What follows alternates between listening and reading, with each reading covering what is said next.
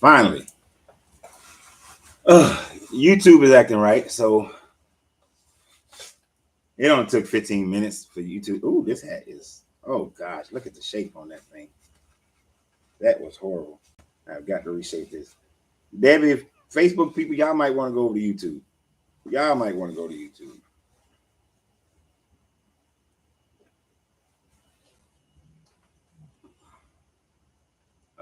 This hat shape is going to be a pain in my ass all day. I can tell right now. It does not. It's gonna take some shaping.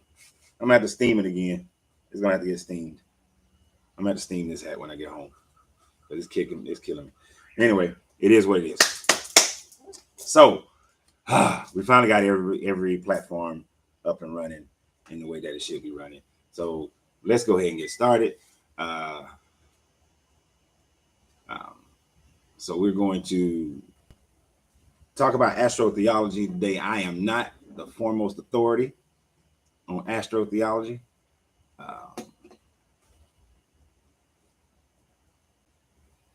Y'all, so I'm going to be more than happy to have guests come in.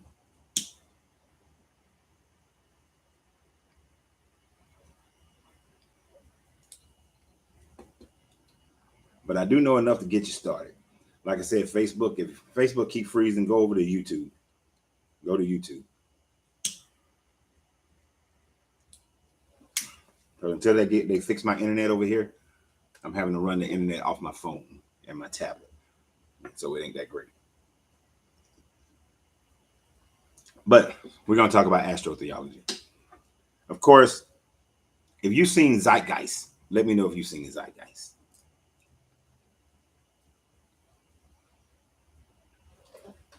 That is where, a lot of people have start really looking a little bit more deeper into astrotheology. And when I look at astrotheology, I break it up into different parts. Let me try something with Facebook, since Facebook want to keep on doing what it's doing. No, it's connected to that. So no, Facebook connected to the same one. All right. So I break up astrotheology in a couple of different parts. Because I have to think through these things logically. I have to think through it logically. For one thing, I don't look astrotheology. There's a separation between the planets, the stars, and then the hemispheres. Because the planetary bodies that are in the sky that the ancients saw, they don't move that much, and they've attached godheads to those planets, but those planets don't move that much. When you look at the stars, freaking stars, the stars move. The stars move. Facebook people, just go to YouTube because Facebook is acting stupid. The stars move, and depending upon where you are on the planet, the stars look different. If you're on the southern hemisphere, the northern hemisphere, it all looks different. They come in at different time frames. The seasons are different, so you're going to attribute different aspects of astrotheology based on the stars and the planets differently on the southern hemisphere than you would on the northern hemisphere. And then they're culturally based. All of them are culturally based. So it becomes a preferential thing. And the earliest signs, and then the last category would be like your zodiacs, right? It wasn't until the ancient Babylonians that the idea of zodiacs came into play. So the Sumerians these people didn't have zodiacs. Sure, they saw warriors or ancestors or things like that in the sky. But as far as like the zodiacs that correlate to a month and this sort of thing, that wasn't until the ancient Babylons. So, and it was from their perspective. When you look at the Chinese zodiac, it's completely different. It's completely different. I can't remember. I think I'm a year of the dog or some shit like that. But it's a completely different calendar. It's based on different years. So it's all different. So how much stock can you put in it? Would be my first thing. As far as, especially when it comes to zodiacs, how much stock can you put into it? And then if you're gonna put some stock into it, then do a whole star chart. See where all the stars were and all the planets were when you were born. Don't just do, oh, I'm a Libra. Come on, there's got to be more to it than that. I'm not really huge on zodiacs. So what's the first zodiac? Hell, I would imagine whatever the spring, whatever the one that comes in the spring is, because in ancient times, and as well as it should be today, the new year is after the spring equinox. That's the new year. New Year is not January 1st. That just happens to be when Julius Caesar started his calendar, was on January 1st when he created a new calendar for Rome in like 125 or somewhere around in there, BCE. But that's all that was. That's all January is. The new year for almost all people around the world starts at the beginning of spring. Beginning of spring, northern hemisphere would be somewhere in April. Beginning of spring on the southern hemisphere is not April. It's more around September, October, right? So when we talk about these things, that's when people come in, oh, what's your sign? I really hate when people ask me what's my sign. I don't hate it. It's just like, it don't mean shit to me. It don't mean anything to me. But that's going too much into zodiacs as far as personal zodiacs. Now, when we look at these religions, though, when we look at these religions and how man has taken religion, has taken the sun, the moon, the planets, the stars, the zodiacs, and they've put them all in a religion. And then the religion, we all got cultured up into it. And I say cultured up into it because different cultures move differently as far as its meaning. But in the indoctrination that a lot of us receive through religion, we've gotten caught up in trying to understand this astrotheology and reconstruct it so that it fits. But it is all part of our deconstruction. Zeitgeist was great. I'm good with, like, from what I can remember, probably about 90% of it. They stretched on some parts of it, but for most it was great. Don't ask me what parts they stretched on because it's been a while since I've seen it, and I have to watch it again in order to gather that aspect of it up. But if you can remind me of some of it, we'd be good. And if that's a part, I can. But were these books written to fit what was already previously believed by previous religions, as well as what people saw in the sky? That is definitely 100% real. 100% real. When the spring equinox, summer solstice, fall equinox, winter solstice were pivotal points in man's lives in ancient times and still today. If you are a farmer, if you farm, all those things still matter to you. You don't plant until after the spring. If you're in the northern hemisphere, you don't plant till after the spring equinox. And you need to finish your harvest before the fall equinox. And I mean, and that's the way it works. A farmer sticks with that program. They stick with that schedule, right? I've seen a farmer plant before the spring equinox, and then they always plant after the new moon. So you got to plant during a growing moon. You harvest during a waning moon. What was that? The Farmer's Almanac. I used to see that in the Farmer's Almanac and used to wonder, like, as a kid, why is that there? But it was there. So did they see that after the summer solstice, the sun starts setting south, And then when the sun gets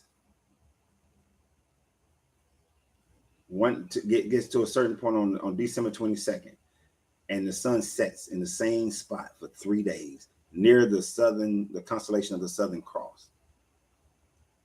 To them, the sun was dying and was in the grave for 3 days.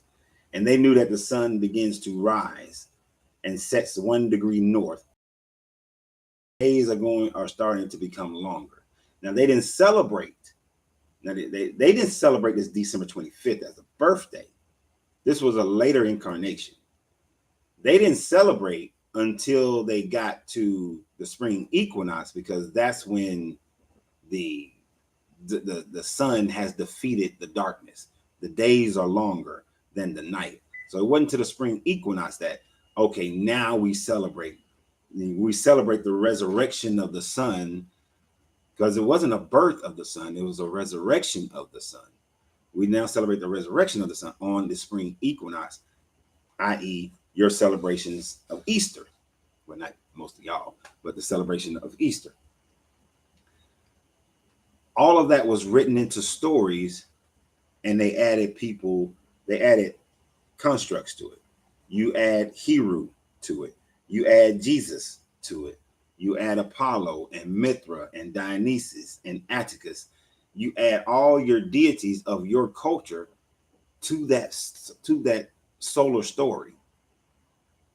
And therefore you get your astrotheology. You're getting a part of your astrotheology.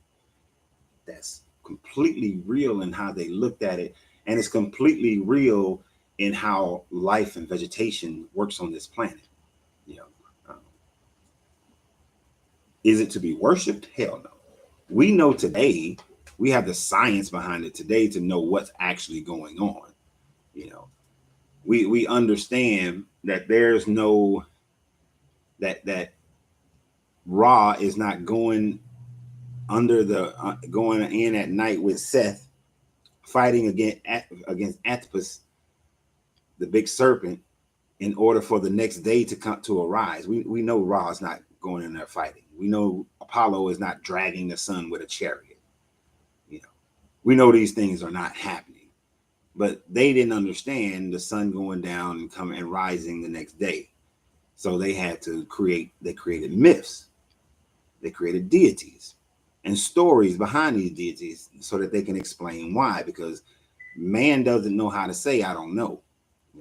Especially men in power.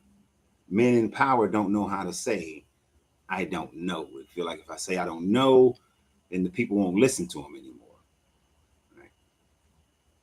I don't get a present for my birthday, but at least I get to sit with the sun every special day. Yeah.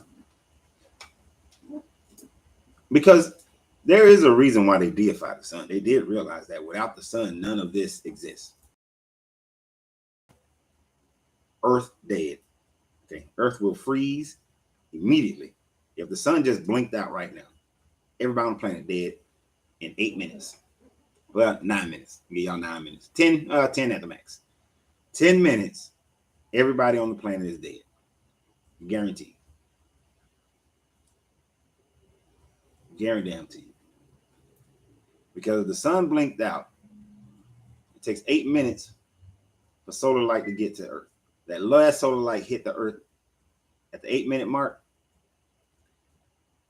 I give 2 minutes, and the freezing cold will freeze the shit out of everything on the planet.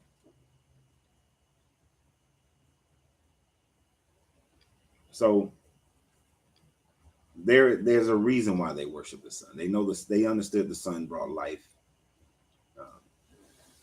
But as we look at it mostly from a Christianity point, because most of us are deconstructed from Christianity, we do recognize that Christianity is a solar cult. Jesus was a continued representation of the sun, right? He was also the representation of the age of Pisces, hence the fish symbol. There was a different picture that I wanted to have up, but it wouldn't go up. Hold on for a minute, guys. Let me get this package.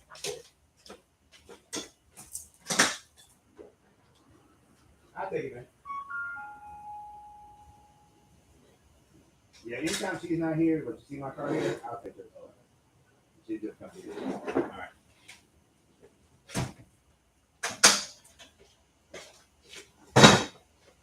Just being neighborly at an Amazon delivery. Anyway, so, and now we are in the age of I know. We're actually technically not in the age of Aquarius yet. We should not hit the age of Aquarius till about 2150. Somewhere around in there. That 21 something is when the age of Aquarius should officially come in. That's when the sun will start rising in the Aquarius, in the constellation of Aquarius. So we're not quite there, but this is that transition stage. And like the Bible shows how things happen in the transition stage. You had Moses going up the mountain, right? And he was up in the mountain for like 40 days. If y'all are on here on Tuesday when we go through this, when we're reading the actual Bible, y'all have heard this part some weeks ago. And I meant to bring this up actually, but I think I did. Well, he's up there for like 40 days. People start getting a little frantic. Hey man, build us a golden calf. Well, the calf, the bull, the age of Taurus, that was the previous age. Moses was trying to bring them into the next age, right? So then, when he came down and saw them, they had this golden calf. He felt like the only way that he can redeem the people was to kill 3,000 of them. You see, the people still wanted to be in that previous age, right? And so Moses represented the age of the ram. But the people who were trying to stay with the age of the bull, Taurus. So he had to kill them. He had to kill a whole bunch of them just to show his might. Just that's one of the genocidal aspects of this deity, right? Oh, y'all want to act stupid? Fine, I'll kill all y'all for acting stupid. But the thing about it is, during the changing, the point I was making, that during the changing of an age, you're going to have battles between the old age and the coming new age. So what we are living in now is the battle of the transitioning from the age of Pisces to the age of Aquarius. So you have your Christians who are fighting against people who have walked away. They even got a verse for it. At the end of the time, there will be a great falling away. Christians read this as a time of revelations, that the world is going to end, judgment is going to come, that sort of thing. No, this great falling away is the time frame of the people falling out of the age of Pisces and into the age of Aquarius. The whole thing of Revelations, when the Jesus character is talking about, it's a mistranslation. When it says I will be with you to the end of time, that actually is I will be with you to the end of the eon, to the end of the age, is how it should be translated. So we are, and he's just basically saying Christianity will be here to the end of the age, and to the end of the age of Pisces. And there will still be some holders on, even after 2150, something even after we move into it, just like there are still people who are holding on to the age of the ram, called Judaism. Excuse me. Called Judaism. But look at the numbers. Judaism is not even, as far as population, is nowhere near the top religions in the world.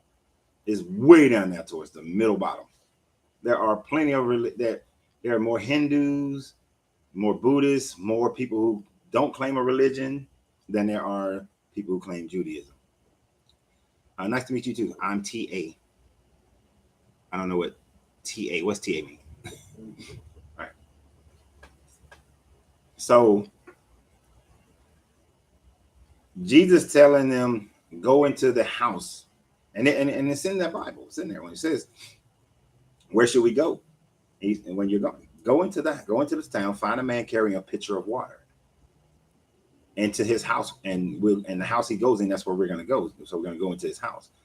The house he's talking about is the house of the zodiac, because they had zodiacs back then. They picked it up from the Babylonians after the Babylonian captivity. And so when he's talking about going into the man carrying a pitcher of water, one thing you have to understand is that in those times, and even today, if you go into some of the more traditional villages, men don't carry water. That's a woman's job. You know, women carry water. Men don't carry water. So his 12 disciples, if they were actually real people, would have recognized that he's not literally talking about find a man carrying a pitcher of water, because you're not going to find that. But you find, even if I didn't have a wife or a daughter, my neighbor would make sure his daughter or wives or somebody would carry the water for me. Men didn't carry water in those times. So they understood he was talking about the age of Aquarius, because the image of the age of Aquarius is a man pouring out water, you know, pouring out life on the earth, pouring out wisdom, washing clean on the earth.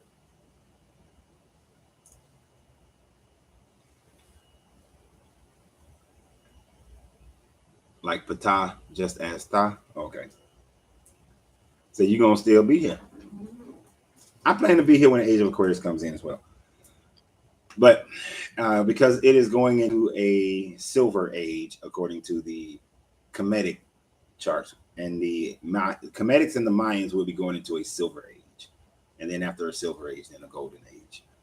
So you got a long time before you get to a golden age. Many people want to think that the next age is a golden age, but it's not. The next age is a silver age. You know, it's a higher enlightenment, more pure, but still going to have its, you know, controversies. But they understood. And when you look at those 12 disciples, is it astrotheology when they're talking about Jesus representing the sun? That's why they drew him with sun rays. And he's shining and he's walking on water like the sun walks on water, right? So the 12 disciples were to be the representation of your 12 zodiacs. Well, we see this twice in these writings. We also see it with the 12 tribes of Israel, with Joseph having a life, having similarities to the Jesus character, and Joseph having 12 brothers, right? So, and when you look at Joseph's life, they both started their work at 30. They were, he had 12 brothers. Jesus had 12 disciples. Judah is the one who suggested that they sell Joseph for 20 pieces of silver, but then Judas sold Jesus out for 30 pieces of silver. Both were cast away into a prison. You know, he was cast away into, he was out doing his work for Potiphar, thrown into a jail, and then released from that jail after 3 years? I think it was 3 years he was released, and then became, the most powerful man next to Pharaoh. Jesus in the grave for 3 days, and then does his work for 3 years, in the grave for 3 days, and then comes out and he's the most powerful person next to his father. So there are some, and the Jesus character, where it looks like they're writing, the story's being written to fit that. Just like prophecy is written, right? The life of Jesus is written to also fit what was the known prophecies, so that he would look like he's fulfilling the prophecies.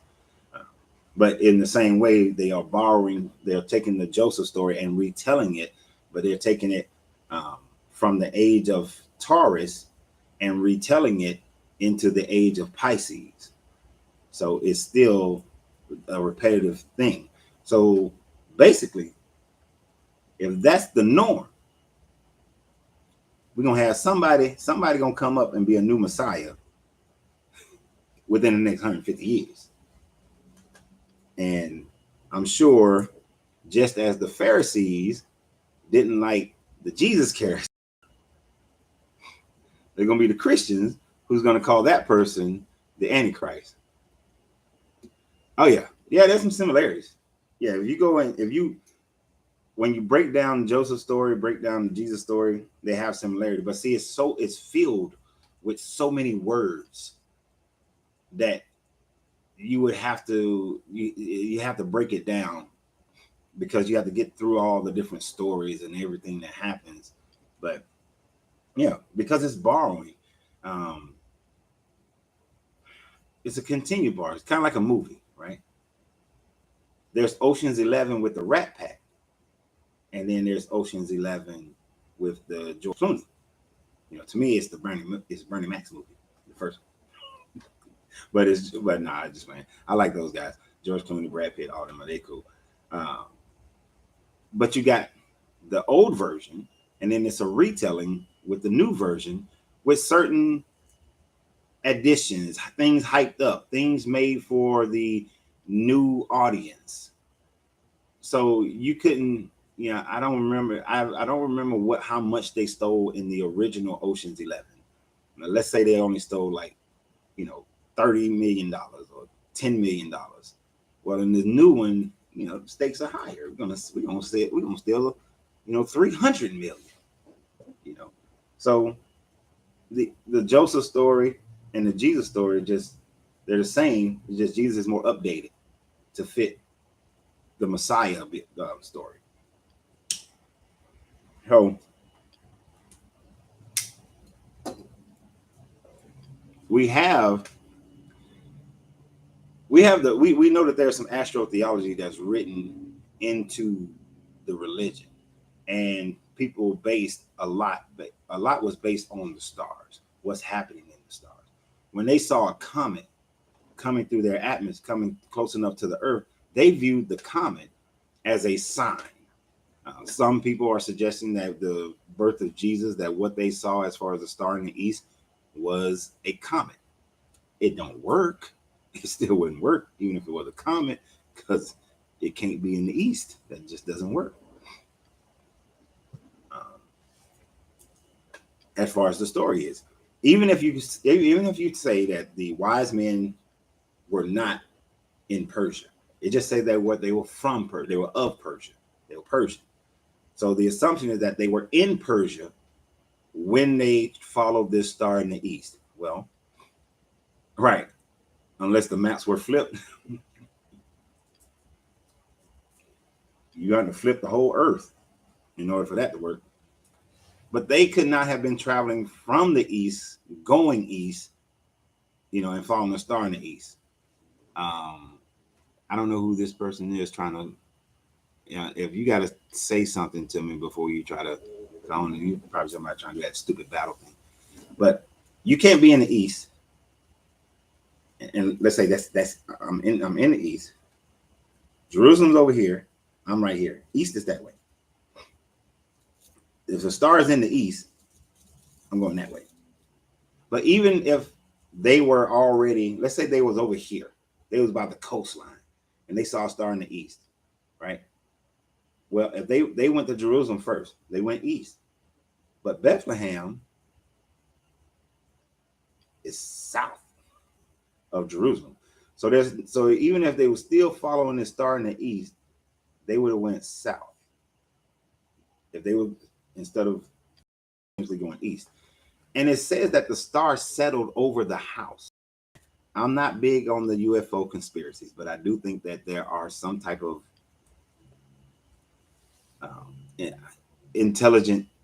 high intelligent species that's messing around with humans. It says it settled over the house. Now, a star is too damn high in the sky to settle down over a house. You can't. It's an impossibility. In order for a light to settle over a house inside a town, then that's a ship. That's a flying machine. That's a helicopter. That's some type of flying machine that has the ability to hover. So is it a pre-existing intelligent culture? Probably. Or is it a bullshit made up story? More than likely. But it's definitely not following a star in the east, because that's what they want to do. Now, that is more than likely adopted from the birth of Horus, from the story of the birth of Horus. in the story of the birth of Horus or Heru, you have, let me use the Greek names to make sure everybody know who I'm talking about. So Facebook, if you keep freezing too much, you can go to YouTube. Go to the YouTube page. It's not freezing like that. Having internet problems over here. So in this story, you know, they changed the name of the constellation. When the Greeks took over Egypt, they changed the name of the constellation. What we call today Orion and was Osiris. What we call today Canis Major, it was configured a little bit different, but it was Isis. Okay, Asar, Aset. The belt of Osiris, which is the three kings, points directly to the star Sirius, which is in the constellation of Isis. And on December 25th, they make pretty much a straight line to where the sun will rise, which Horus is the representation of the sun. So that comedic story was adopted to the birth of Jesus story and the whole three kings and all that sort of thing. So it's not a literal story of literally three kings coming to visit, because actually in the Bible, it never mentions three kings. It doesn't say, it just says the kings of the East, of these Persian kings. It doesn't say three. The three part comes from them adopting the comedic story to the whole thing. But it says nothing about three kings. That's an addition that came much later when the Romans needed to universalize Christianity.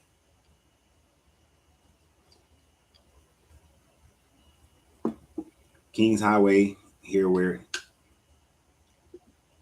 you're from, you know, used to be named after three Indian kings, three Indian chiefs. Okay?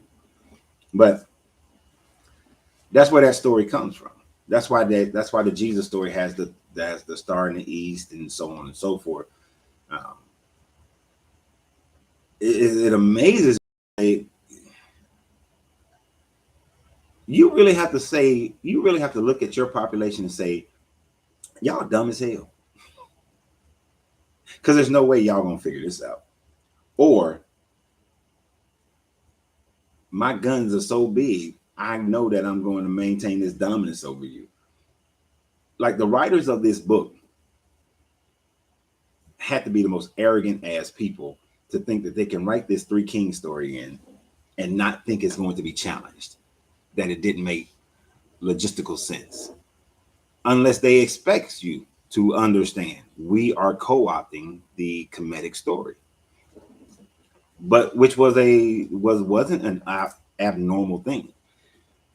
Jesus had 12 disciples. Joseph had 12 brothers. Hercules had 12 trials. Gilgamesh, I think, had 12 trials. So the retelling of a story is a normal thing for these people, right? 12 months in a year. Some calendars, though, had 13 months, which is why you had the 13th, what's that thing called? Zodiac, Ophiuchus, or something like that. It starts with an O. Some calendars had 13, but the 13 calendar month doesn't work either, because it was like a 13 calendar month. Each month had 28 days, but you still had a problem with the seasons not matching up after a certain time frame. So Gregory came up with the leap year in order for the calendar to work that way. The Mayans and Aztecs had a wandering year. So they had 12. But that number 12 is consistent. The Mayans had their calendar. It had 12 Bantuns. So these are 12 like mini ages. And after the final Bantun, you go back to the first Bantun. You start over. Right? That way, And that's the thing. It's a continuous cycle. So all this revelation stuff is that's another reason why the revelations is bullshit. Uh, but so when we look at it, those are some aspects of the astrotheology when it comes to this Jesus character, when it comes to the stories that they keep telling over and over again, um, that they want us to fall for and fall into this thought process of this end time and living with God and the Father and that sort of thing. We see the some of the more fringed is things that when we're talking about who is it, Elijah? I always get them confused. Elijah and Elijah. They're two different ones. Whichever one was bald, and they try to. Some people try to say that he represents the moon because he was bald, and then they say Samson because when he came, he represents the sun because his hair was like the rays of the sun, and that's where his strength was. Once you cut off the rays, and he had no strength, and then he was more like the moon. And when he couldn't see anymore, he was, the sun had lost his sight. The same thing with Isaac. When Isaac couldn't see anymore, he made the mistake of saying he's giving Esau, the hairy one, who was Esau representing, and hair was representative of sun rays, and Esau was the sun, and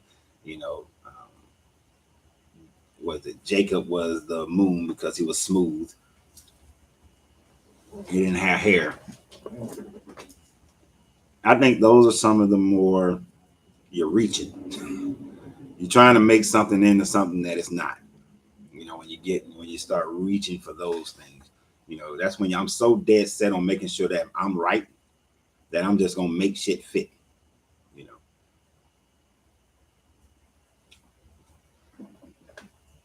So it's different. You gotta know where to draw a line. That's why I say both. I'm not going to give the Esau and Jacob and Elijah and all them that they were representations of that. Just because Moses came off the top of out of the tent of meetings with a shiny face, that he was radiant, doesn't make Moses a sun deity. Even though you got similar stories with the Hindu. What was his name? Manu. Manu was a Hindu character who pretty much did the same. He was a lawgiver like Moses, and after meeting with Brahma, Krishna, he had the shiny face. You got some of that. Again, while Facebook is up there, Facebook, go to YouTube. YouTube is working better. Facebook keep on falling out of service. But I think those things, that's when we start to reach. And when you're making your arguments, when you start reaching, that's when you start losing your audience, start losing your argument.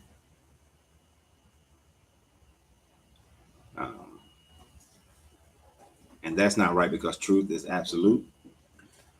Truth is absolute, but truth is also truth. When it comes to certain things, is sometimes like beauty. As beauty is in the eye of the beholder, sometimes truth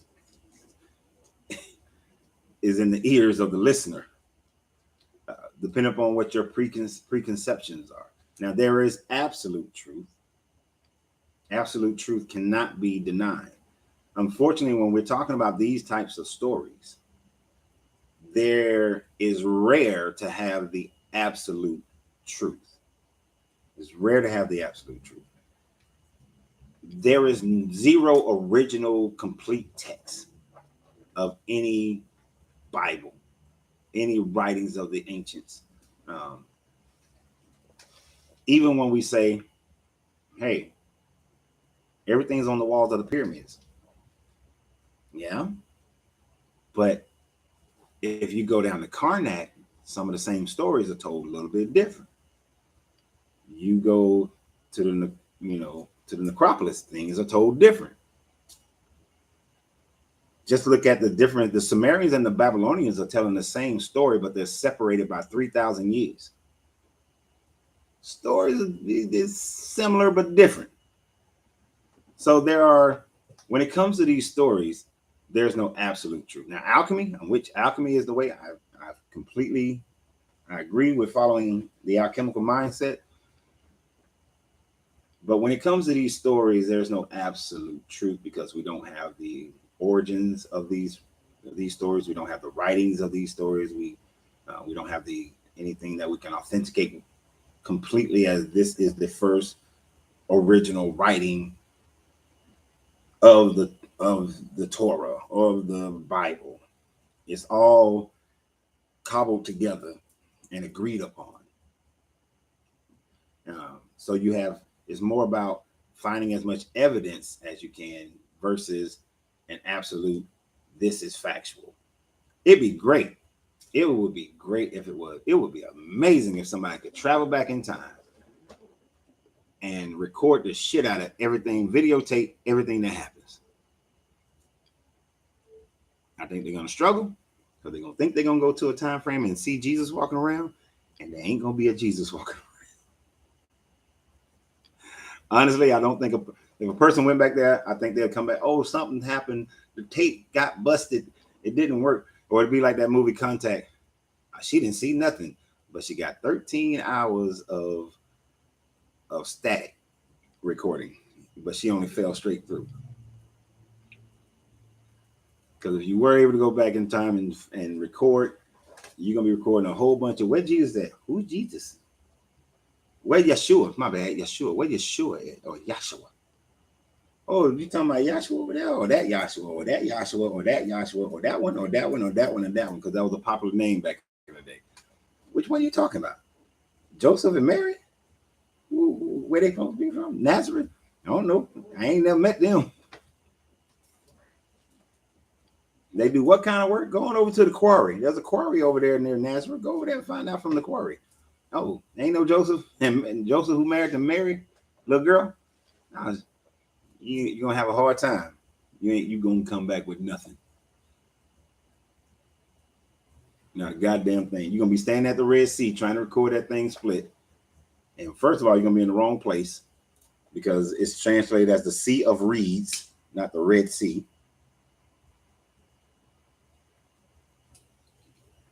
And you ain't gonna see nobody doing nothing. You'll find a battle between Ramoses and Tutankhamun. You'll be able to find that. But you ain't gonna find no battle. You ain't gonna find this Red Sea splitting. That's not gonna happen. But back to astrotheology. Now we know that even from our earliest understanding right now, they still haven't released everything from. They haven't released everything from. Why my brain keeps saying Lake Titicaca, but that is not what I'm trying to say. From Göbekli Tepe, they have not released a whole lot from Göbekli Tepe, which is supposed to have been 12,000 years old, is what they're dating it as right now. But they're starting to find out that they need to date it. It might be even older. It might be prior to the Younger Dryas, which could explain why it was purposely covered up. That they saw the Younger Dryas period coming, this ice age coming, and they say, shit, let's cover up these temples so that they'll still be here afterward and won't get damaged, is my thought process as to why they purposely covered up this huge temple construction in Göbekli Tepe. But from the time frame of the Sumerians, so we're talking about 9,000 years ago, they venerated planets. The veneration of planets started, where these beings started representing planets. And here's where we get into arguments. And this is my point of why there's no absolute. Depending upon what era that you're talking about, Marduk represents Saturn. But if you're talking about during a different era, he represented Jupiter. You see these people, the stories change based on the time frame and effectively who's telling the story. But the common theme here, whether we're talking about when it was the Assyrians or the Akkadians or the Sumerians or the Babylonians, these deities represented planets. So they saw the planets in the sky. and they named them. They gave them godheads. They recognized, because anybody, you can recognize the difference between a star and a planet on any given night. And you can imagine, if you can only imagine really, what the stars would have looked like, what the sky would have looked like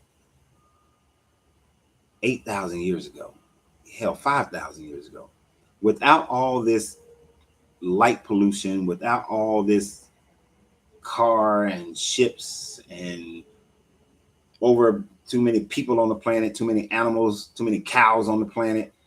When you take all that nasty shit out of the sky, how brilliant the night sky would have looked, right? The sky would have been brilliant. I mean, the deepest blue, or like my man saying purple, blue purple look, or the night sky. I've been to places where I understood, oh, that's why it's called the Milky Way. Where the stars are so numerous that it, and you know, there's galaxies and clouds and stuff, not Earth clouds, you know, like nebulas, and it's like, wow, the stars is like beautiful, brilliant, especially like some of those times is when I was in Desert Storm, out in the middle of the desert, or when I was out on a Navy ship. See, a cruise ship don't do it justice. Cruise ship, they got too much lights around them. But on a Navy ship, we be riding dark. You're not supposed to go outside on those Navy ships at night. But y'all know I'm hard-headed. So I did often, damn near every night. And I mean, the night sky, didn't know there was that many stars in the sky until the first time I went out on ship.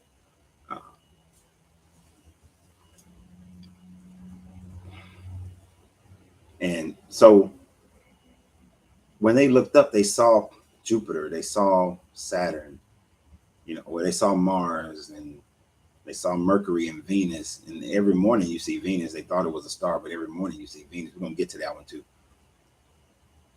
So they adopted stories to these planets, you know, and they adopted creation stories. Now, the Sumerians do have a little bit of a difference. They said that the gods told them that some of the outer planets existed. You know, the Sumerians said Neptune would be turned on its side and it's blue and watery or icy. When Voyager went out there, all right. Oh, thank you for that, Big Bird. Were you in the service? Oh, you're a retired Navy chief. Hoorah, Semper Fi. Well, anchors away. But so you know what I'm talking about. I'm pretty sure you was out on ship, and I'm pretty sure you went outside the skin of the ship at night and looked up and was like, goddamn. But they made up stories about Marduk fighting a dragon, and you know, they saw the bracelet, right? Oh, your big brother was a chief. Okay. But they recognized, you know, them, the Zulus, the Dogons, they all talked about a bracelet, which is the asteroid belt. They recognized that there was an asteroid belt, and they made up stories. They said that Marduk fought Tiamat and sliced his head open, and that created Earth as well as the asteroid belt, if you're looking at it from the Babylonian version of it. Because it's weird. Marduk story, first he's like not too big, but then all of a sudden in the later stories, Marduk becomes super powerful. But it's all about who's worshiping that person.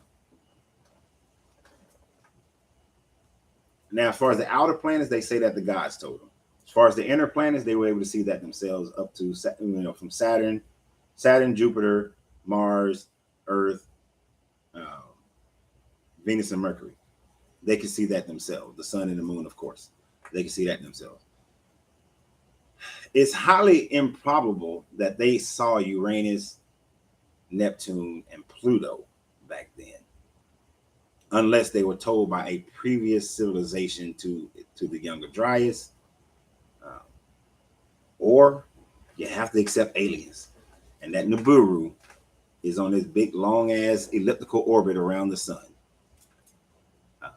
But for that to happen, Nibiru would have to have another heat source, because when it's way the hell away from the sun, it should ice over. It would have to have an internal heat source or something like that in order for that to work.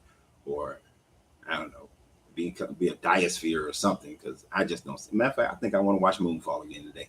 But it'll have to be something like that for that to work. That's why I have problems with the Nibiru story. My biggest issue with Nibiru is once it is past the, I understand it's supposed to be bigger than Earth, but once it passed the asteroid belt, how is it sustaining life? You know what I'm saying?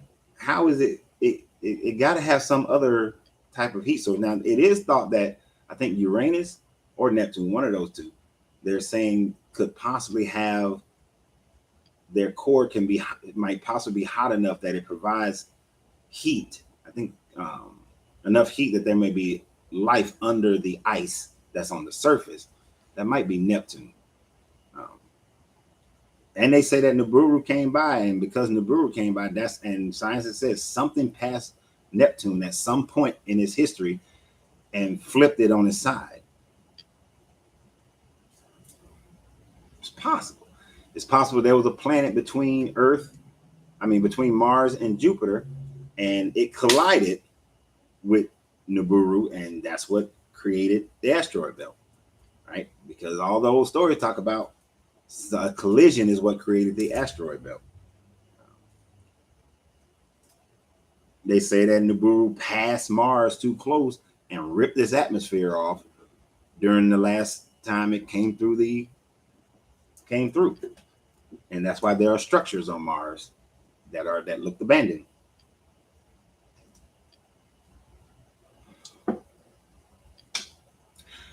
I'm still more in the camp of there was a previous younger Dryas civilization on Earth that was highly intelligent, highly developed, but they were earthen developed. These buildings, the way we construct most of these buildings today, there's no way they're going to survive. They wouldn't survive. They wouldn't survive like the pyramids survive, like the Sphinx survive. We don't build based on ley lines anymore. But they still venerated what they saw in the sky. They saw asteroid Halley's Comet coming through.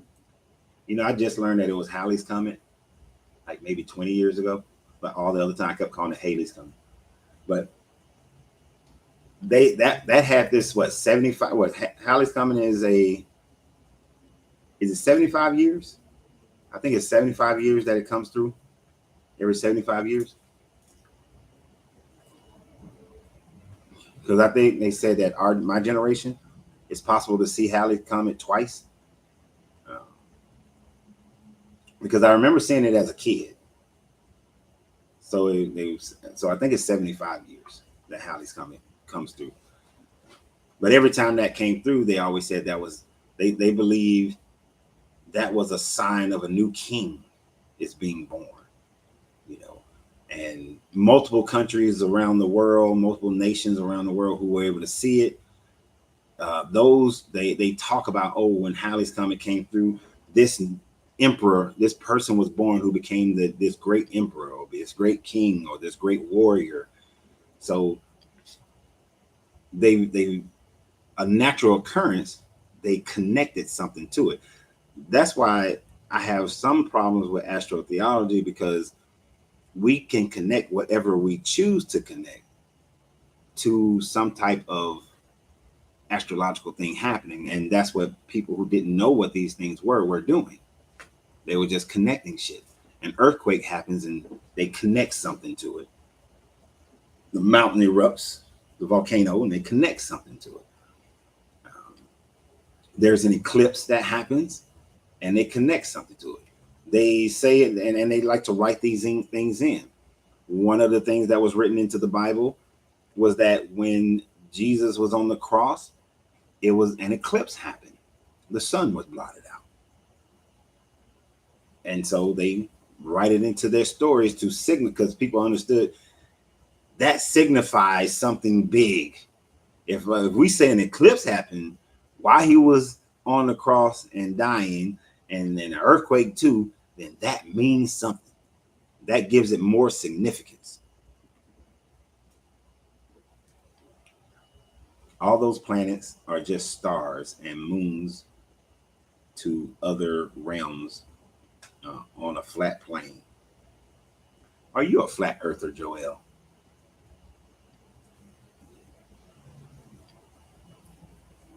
Because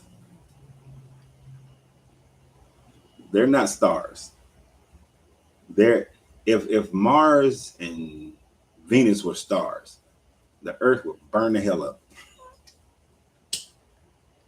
We would not be able to be that close to a star. There is a habitable zone that a planet has to be within the size, depending and relative to the size of the star that it's around. We are in the habitable zone of our sun. Now, if you're a flat earther, you're going to disagree with that. That's fine. I don't even get into the whole flat earth debate. But, all right, like I told y'all, I have limited knowledge on this astrotheology thing. I need y'all to help me out now. Y'all gonna have to talk today. Y'all gonna talk today. It's not gonna be just me pontificating. I'm gonna need some stuff here. So if you know some other stuff that I haven't mentioned, bring it up. Because there are other things I do know, but I just can't remember all of them because I don't focus on astrotheology that much. And the person who requested astrotheology, I forgot who requested this, and I don't even see their name.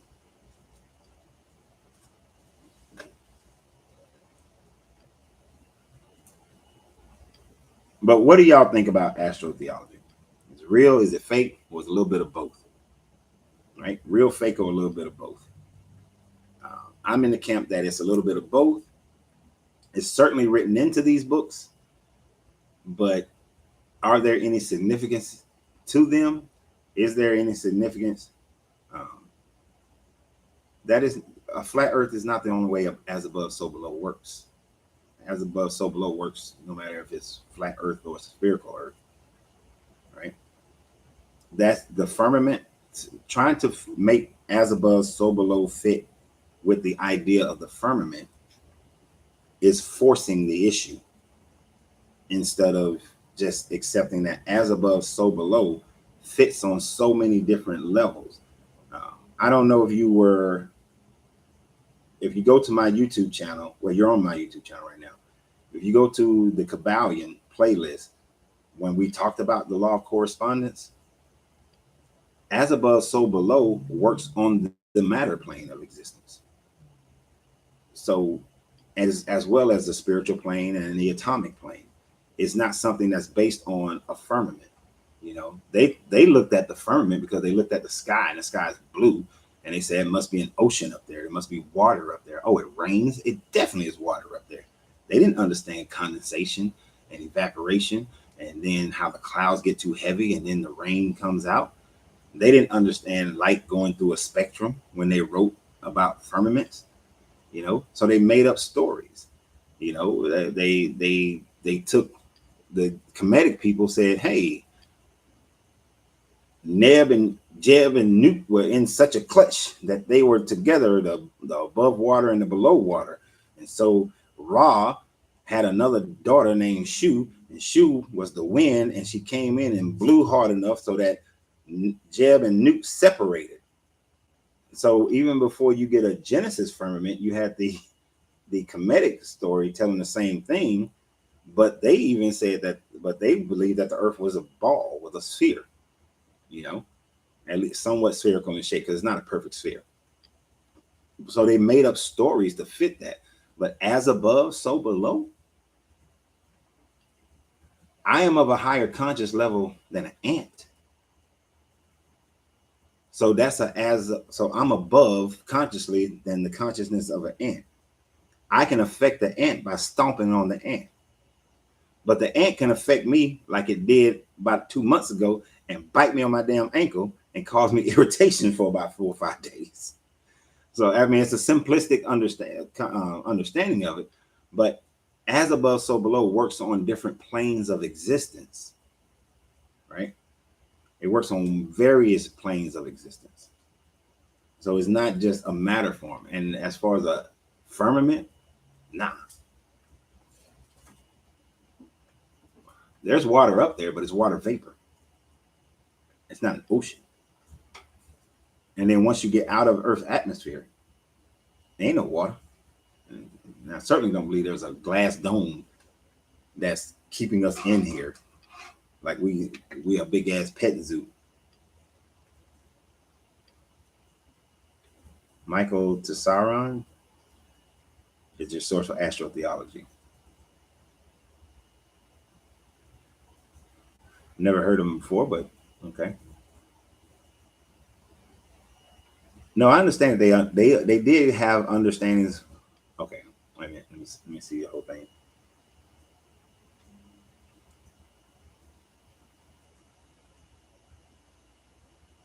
The new plane was flat. Okay, so I don't think that the people of 8,000 years ago, the Kushite people or the Kemetic people, actually built the pyramids. Like Khufu did not build the pyramids at all. The pyramids, as well as the Sphinx, are older than the Younger Dryas period.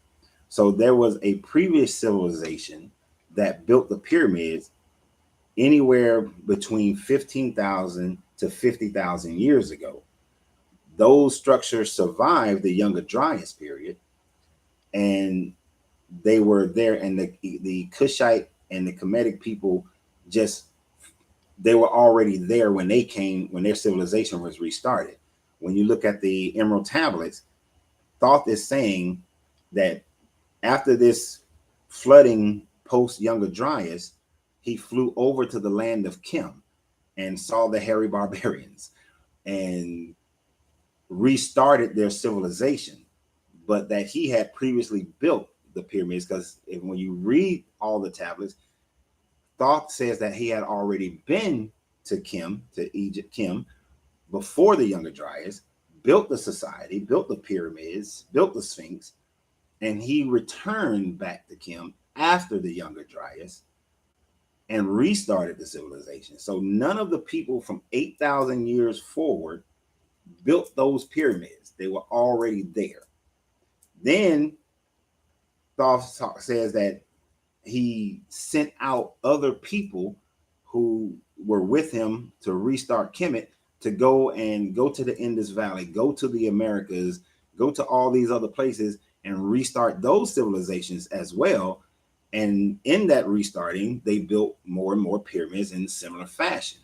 So it is the people, the civilization prior to the Younger Dryas, that knew how to build it. But those people after the Younger Dryas, they ain't got a clue how to build build them. And the Younger Dryas didn't make the Earth go from a sphere to a flat. You know, this is not Asgard. Because when you see the pictures of Asgard, Asgard is a flat plane.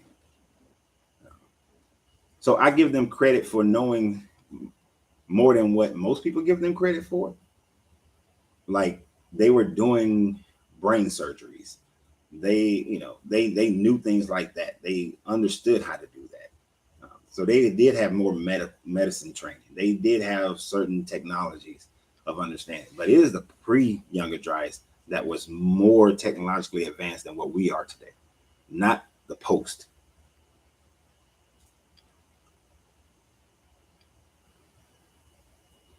And that's the part I think we have to get past the hump. You know, the hump for most people is that the history that we currently have only goes back about 12,000 years. We don't have that history. You know, we don't have that evidence of the history that goes back prior to that, beyond the pyramids, the Sphinx, possibly Göbekli Tepe. We're finding more and more things. If they actually dig and allow the bodies to be exposed of Easter Island, then we might find out more concerning who was there at Easter Island. You know, and then they cut people off from stuff like the guy who's in charge of Egypt right now, the Egypt antiquities, he does not allow, he sealed up passageways in and under the Sphinx and won't allow people to go in there. You know, so there is this agenda to maintain the current history, right? They don't want to change the history. They want you to keep thinking that Khufu built these pyramids, and it's evident that the Great Pyramids is not a tomb.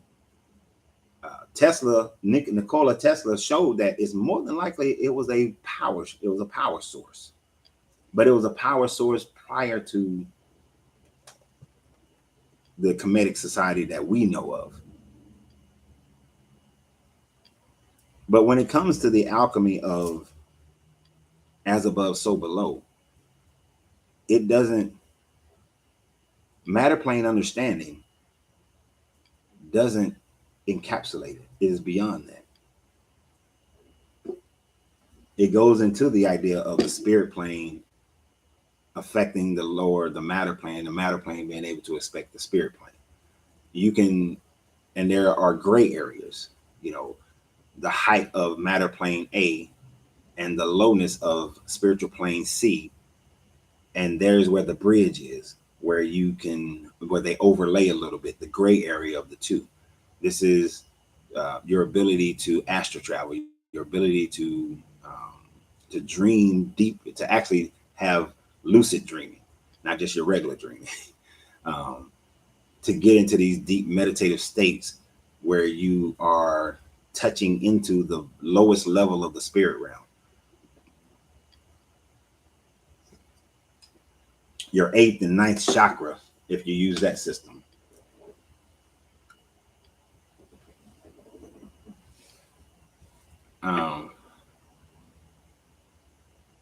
It's a concept not attached to a specific location. I'm sorry I didn't see that earlier because I'm not sure what part you're speaking of on that one. So my apologies to that one. I'm so curious about the pyramids in China. Any thoughts? Yeah, they were constructed after the Younger Dryas period by the group that Thoth then sent out after they left Kim. After they left Kim, he sent out some more people, whether it was Anana or, where Dumuzi was supposedly dead, but whether it was other people that they have deified, and they sent them out to restart those civilizations. The civilization in China, okay, understand, most people live coastal around the world, right? Because I keep saying Younger Dryas, but some people may not know what the Younger Dryas is. Most people around the world, even to this day, live coastal. The reason why we don't all live coastal like they most likely would have back in the day is because we just got too many people, and we've learned to live inside, close in. Non-coastal. The Younger Dryas was the last ice age period that lasted for about 3,000 years. So between about 15,000 BCE to 12,000 BCE, you have an ice age that's going on. Prior to that, Earth was Earth.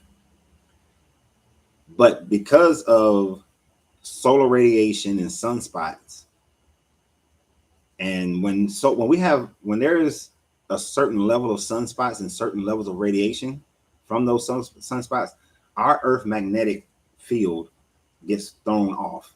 When it gets thrown off, more solar radiation is allowed to come and hit the Earth, in larger quantities.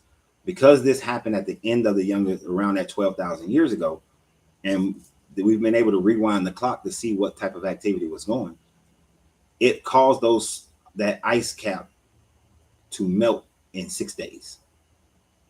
Now, there's a difference between the slow ice cap melting that we have now compared to if you melt an ice age ice cap. I'm talking this stuff is coming all the way down into the Levant everywhere.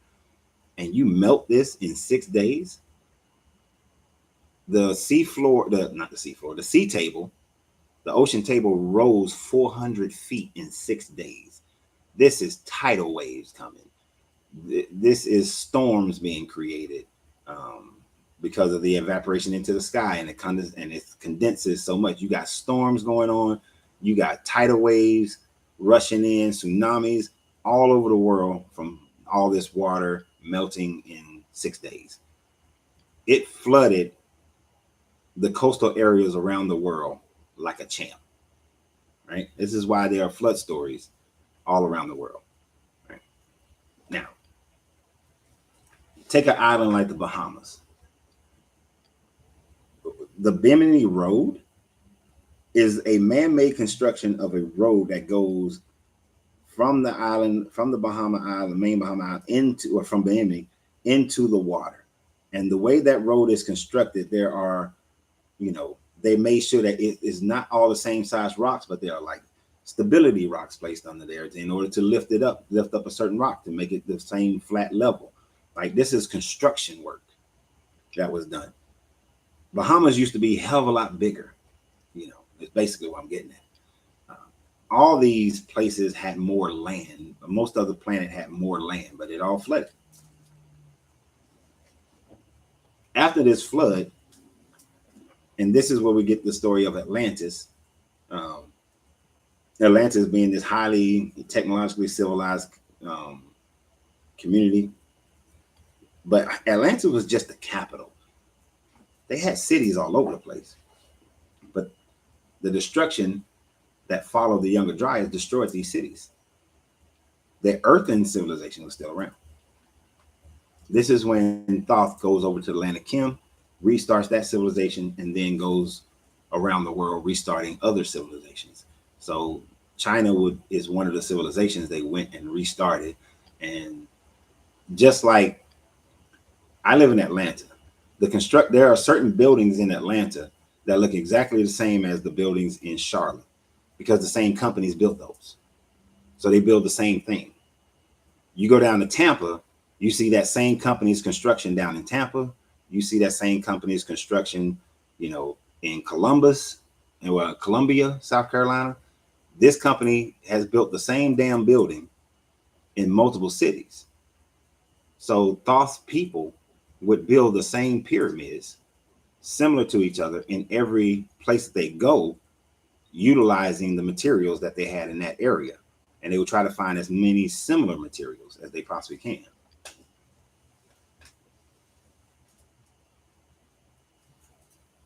Astrology is a spin-off type of religion from astrotheology. Yes, I agree with that 100%. Astrology it comes out of astrotheology. All of these religions are coming out of astrotheology. And really, it's a combination of two, really. All religions come out of a combination of animalism and astrotheology. What they saw in the sky and what they saw on the land. The trees have a spirit. The animals have a spirit. The earth, the volcano has a spirit. All these things that they couldn't understand had a spirit. And then they looked up and they created stories for that.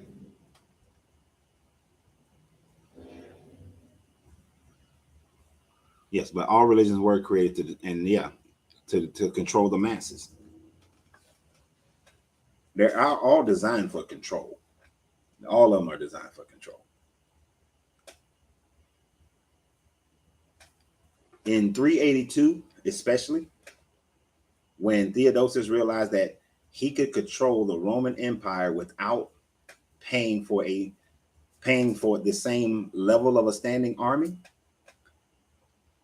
that was the beginning of the end of the Roman Empire. But it also became a situation where after that, men really understood the power of religion. Let me not say men, government really understood the power of religion at that point. Because they would think about how large the Roman Empire was at that time frame, stretching all the way, all throughout Europe, through the Middle East, North Africa. Roman Empire was huge, but they controlled it all through religion, was able to reduce the military, which when you reduce the military, you save money. If you ever look at our American government, anytime they really need to save money, one of the first places they start cutting is the military, right? It's one reason why I don't like Clinton. But start cutting the military because I was serving during Clinton, and I had too many of my Marines on food stamps during Clinton. But now that cutting of the military opened the door for Rome to be invaded and ultimately destroyed, as far as the infighting, as well as the infighting and all the other bullshit they was doing to mess themselves up. But it was really not having a standing military to fight against invaders was their initial downfall. But the church realized the papacy, what became the Catholic Church, because it wasn't called the Catholic Church until the Protestant Reformation. They realized that they can maintain power. They had power over kings and queens just by controlling the religion. This is why they couldn't stand King James. Well, first, his grandfather, Henry VIII, didn't like him. Mary, they was cool with. Yeah, Mary, they was cool with because she went back to Catholicism. But then James was like, nah, I'm going to write my own book. That way I can control my own country. And because James realized that I can control this country if I control the religion, right? That's why they tried to assassinate him. Look up just look up King James and gunpowder assassination, and you'll find information about how they tried to kill James and his scribes to prevent them from writing this authorized King James version. It's thought Yeshua reborn and nope. Jesus never existed. Yeshua never existed. Thoth is the Greeks merged him with Hermes because he was similar to their Hermes. And in Hermeticism, they like to say that Thoth and Hermes are the same, that he was the thrice great, reborn 3 times. Anytime Thoth, according to the stories, anytime Thoth reincarnates or reincarnates, he doesn't reincarnate and is some pacifistic, I'll let you murder me kind of dude. Thoth takes shit over. He's up there in the hierarchy, is what I'm saying. It would be more believable for him to have been Vespasian than for him to have been Yeshua. He would have been, became a Roman emperor who was deified. Vespasian was deified. Vespasian did, according to the same historians that Christians like to use, Tacitus. According to Tacitus, Vespasian did heal a man who was crippled in his hand and a man who was blind by spitting in his eye and rubbing some mud on it and standing on the other man's hand, and he was healed.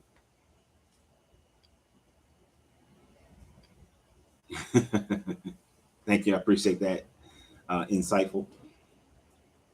So, Thoth and Yeshua, they're not the same. Yeshua is a created character by the Roman government, Vespasian specifically, to create a pacifistic version of Judaism, because the Jewish people of that day were creating revolts all around the Roman Empire. So he had to shut that down. So instead of completely destroying their story like he did the Druids, he got with Josephus and Philo and was like, and I forgot Josephus, Philo, and I forgot the offspring of Herod, and was like, hey, this is what we're going to do. We're going to write a new story. We're going to make it seem like your Messiah has come, but he's going to be pacifistic. Don't make him too weak, because the Roman people are not going to accept the story. Don't make the Romans too bad. Make the Romans look decently good at the end. And then we're going to change the narrative and make them think that their Messiah has already come. They tried it.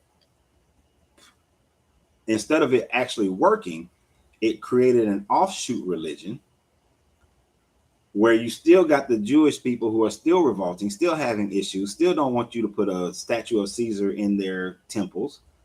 And it lasted for, you know, all 300 years of them having this issue. But now Vespasian compounded the issue, because now you got Jewish people having issues, and now you got Christian people fighting, because 100 years, 200 years later, people are taking this story and they're running with it. They're adding to it, legendizing this Yeshua character, making him bigger and bigger and bigger. Look at the number of miracles in Mark compared to the number of miracles in John. The fish story gets bigger. And then you get to Constantine, where he's like, okay, I just put this Roman Empire back together, because it was split for a while, for the Eastern Empire and the Western Empire. His biggest issue at this point, I got Christians fighting Christians physically in the streets, revolting. I'm cool with the Orthodox Christians because they're Romanized Christians, and they were in my army. I'm going to side with them, and they're going to dictate the doctrine of this Christianity, and we're going to form it under one rule. And that was the whole Council of Nicaea was about. And then Theodosius in 381, took it a step further.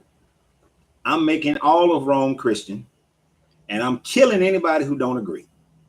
And he went about burning all the books of the Gnostics or anything that wasn't already accepted, because by this time, the initial canon was already done. There was still some more changes later on, still some more books to be written, because the writing of these books went up until 900, CE. And then they finally got it all finished. I think the Council of Laodicea was the final council that said, this is it. The canon is now closed. But he killed everybody. Oh, you want to read that Gnostic text?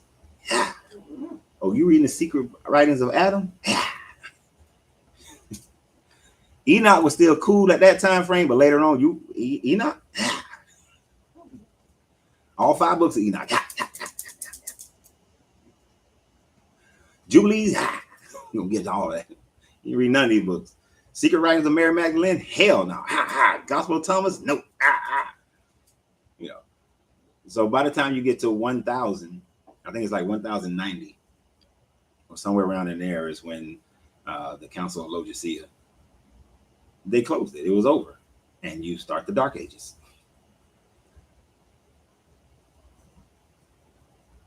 Which lasted, 400 years? The Dark Ages was like a 400-year time frame. It's also when you got all kinds of diseases. Moors came in and kicked their ass. So, the Moors, Moors was in there already, I think, kicking their ass. But you got all this, this is a history of their book that they don't know, and they refuse to study, to accept, rather. They may know it, they just refuse to accept it. So they got to work on this hat. They got some more shape. Got to steam you tonight.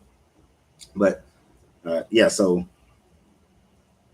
the Yeshua character, I think all of that came out of the question of what Yeshua and thought the same. But nah, Yeshua is made up, man.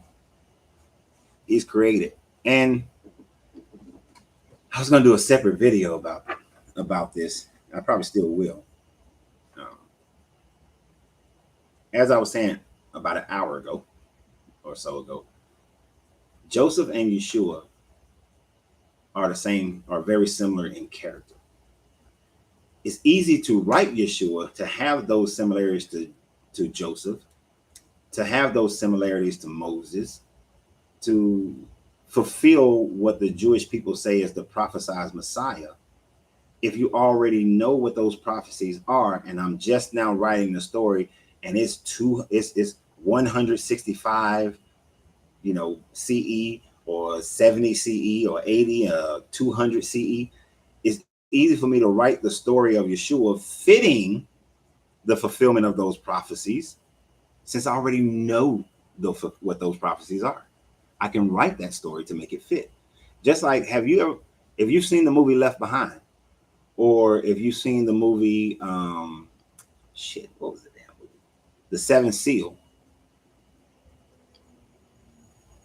Left Behind series, the Antichrist fits exactly what the Bible talks about because you already know the Bible story. So you can write that dude to suffer the head injury, to rise up in 3 days, to perform miracles, to force everybody to one world religion, to have one world government. You can write that story. That movie Seven Seal, you can write in the character of Casca. Most people don't know about this myth of this guy Casca. You can write Casca into the story, exactly how he is, as the Roman soldier who pierced Jesus' side, and some of his blood got into the soldier's mouth, and the soldier is cursed having to live for the rest of his life, has to live and can't die until Jesus comes back and the world ends. You can write him in there, and he's beating the shit out of Jesus, and that's the version he's the guy who beat the shit out of Jesus. But you can write in this character. You can write in the Gulf with the sparrows, which is a Catholic belief. You can write in all the things that's supposed to have the earthquakes and all that, and will you die for him, and now the Gulf is refilled and Earth get a second chance. You can write all that in if you already know the story. You already know the prophecies. All right.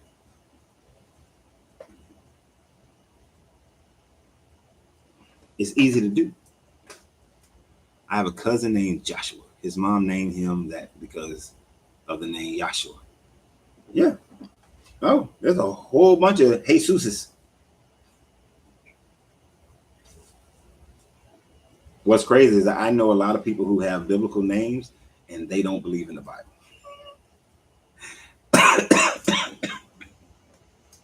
I'm sure their parents are like, God, you little bastard.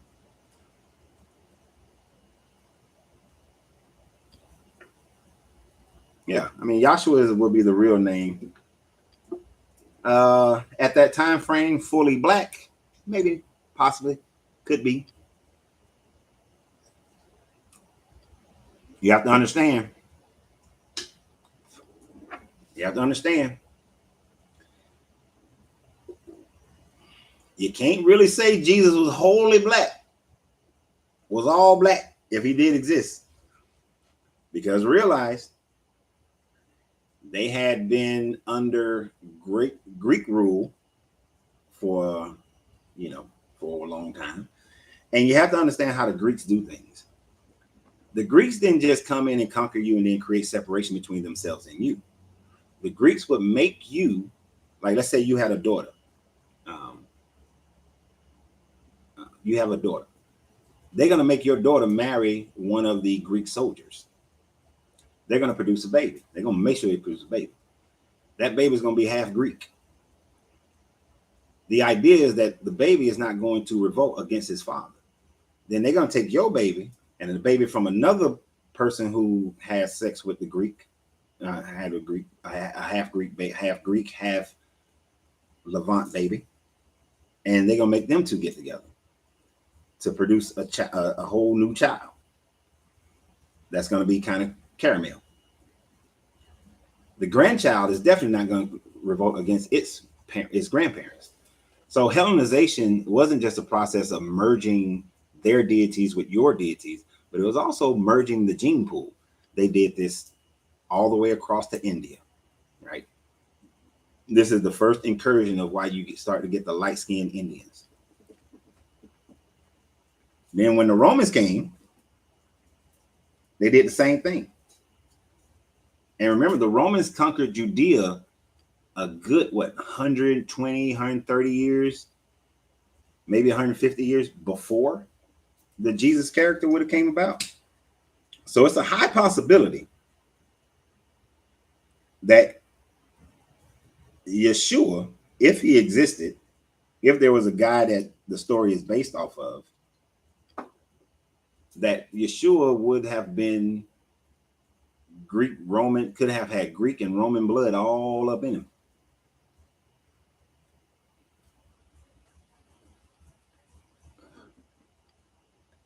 Just like it's becoming less and less and less. Okay, let me rephrase it.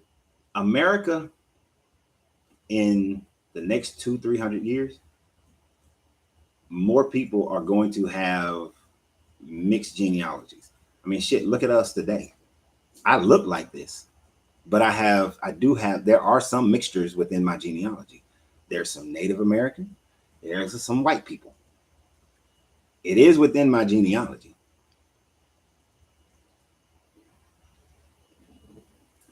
I look at when we go on my family vacation, because the generation of my daughter,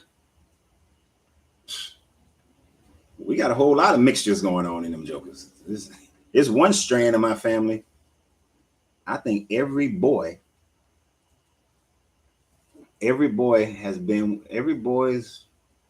wife or baby mama is either Spanish or white. There's one line. Yeah. Yep, because that joker, all he ever messed with was white girls. And then all his kids, which he got 8 of them, they're either Spanish or mixed or white. All them. So I got a whole line of them jokers. And that is becoming even more common. And if you look at all these movies today, these commercials, they are showing more mixed marriage couples than anything else. So everybody gonna be caramel after a while in this country.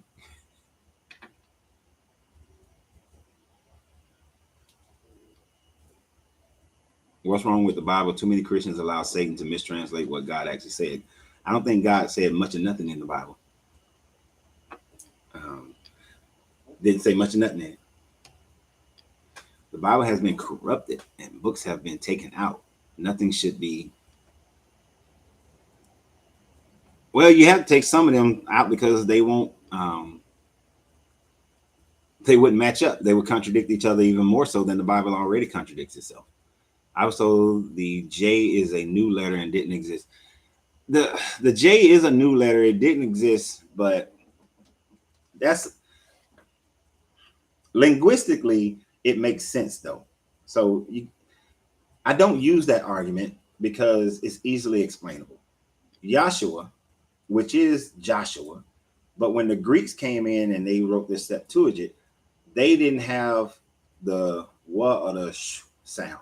So the closest they can get to Joshua or Yahshua or Yeshua was Ius. And then when you go into the Latin, they have Isus. And then when you get into the Latin, which would be the Vulgate, you had Ius, then Isus.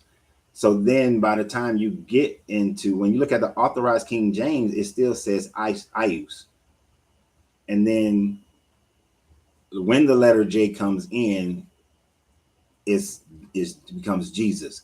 So it's still the same name. It's just translation after translation after translation. So it's still talking about the same person. So I don't use that as an argument because linguistically it's easily explained and understood. It's just certain people have jumped on that and say, see, they ain't even had a letter J. And I used to be one of those people. And then I studied some more and came to realize that, oh, it's just translations. That's all. It's just translation. It's just different languages.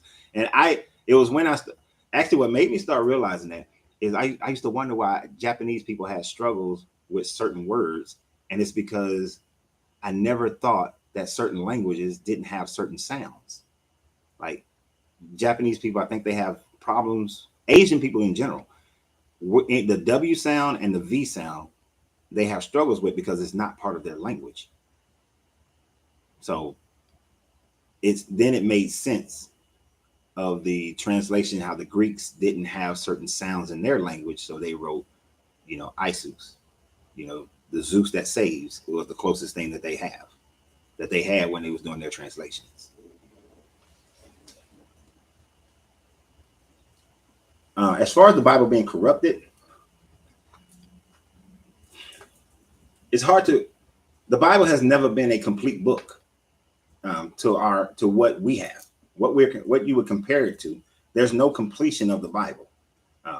There's no complete manuscript. Everything is cobbled together, and they've cobbled together as much as they can to make it fit. But there any understanding, any Bible period would be corrupt. And if you're using the term corrupt, but none of it is going to be factual that this is the original, because we've never had an original, to translate anything from.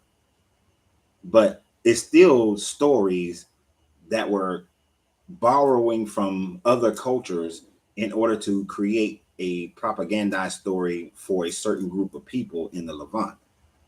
Especially after they're coming out of the Babylonian captivity, they're borrowing from the Babylonians, they're borrowing from the Kemetic people.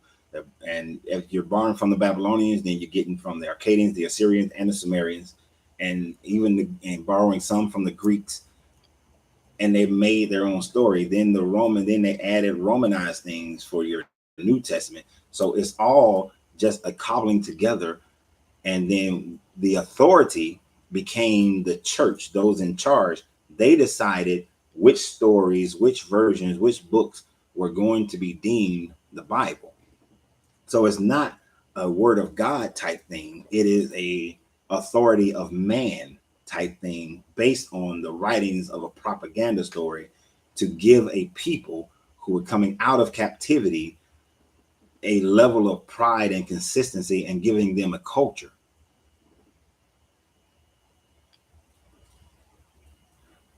Who is King Tutankhamun?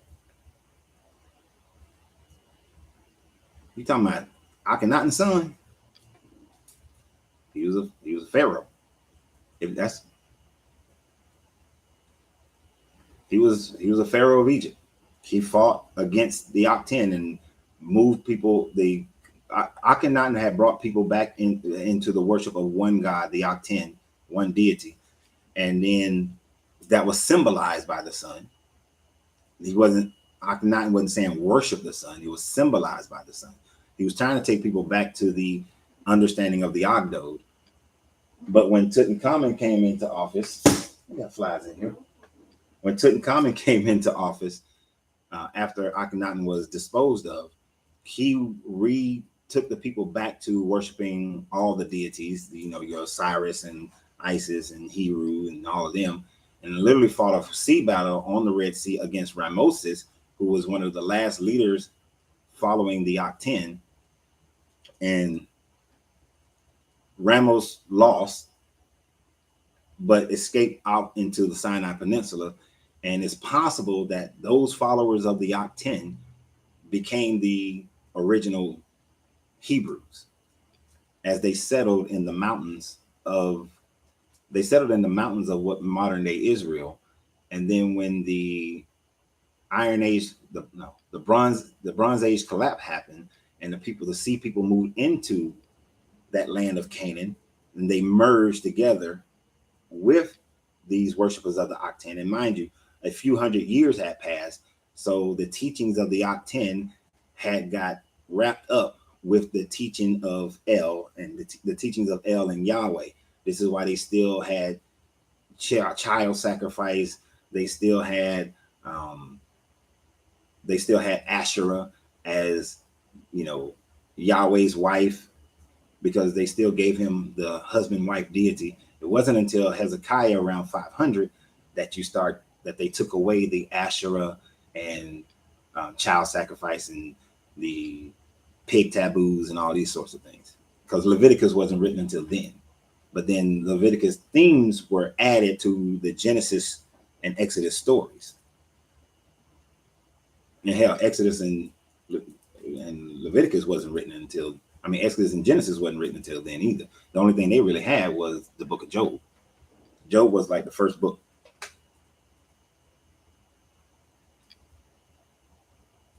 Yeah, that would be Enki. Enki and Enlil will be the two from the Sumerians, Akkadians, Assyrians, Babylonians. And then they got changed around to fit Yahweh, El, Jehovah, the serpent, the Satan, and all that sort of thing. And those stories, they kind of flip in some of the instances, but for the most part, the serpent or anything that's relegated to a devil, a Satan, and all that is Enki.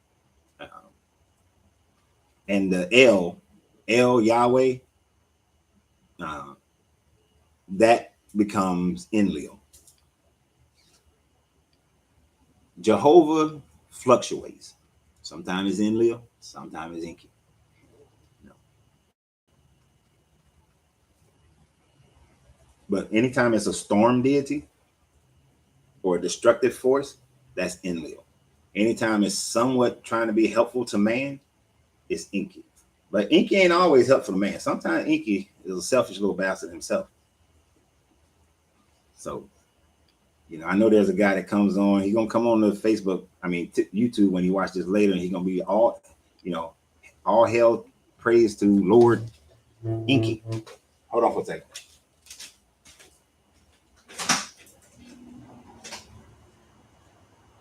She's not over there. Hey, woman. You need me to get her something? I ain't met her yet, so I can't do it yet. Okay.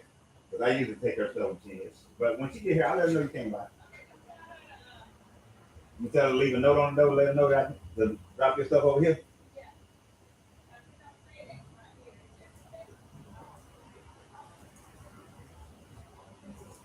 All right. No, that's all right. I'll let her know. All right. You still ain't coming here. When my old dude is in here, you gotta come in here, all right? All right.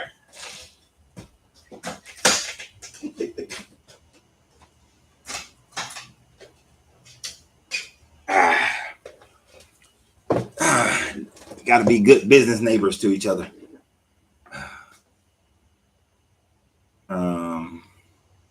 Yeah, so all the stuff with Enlil and Enki, anytime you're reading that, you got to understand who's writing the story. Is it the Babylonians, the Assyrians, the Akkadians, the Sumerians?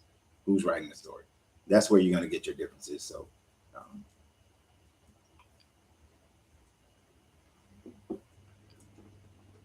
and honestly, I think that Enlil, Enki, Anu, Dumuzi, Inanna, all those characters, and then Harsag, they were the beings who were living, prior to, because Enki is oftentimes merged with Thoth as well. Like Thoth and Enki are the same. So I think they are previous hominid civilizations that lived prior than to the Younger Dryas.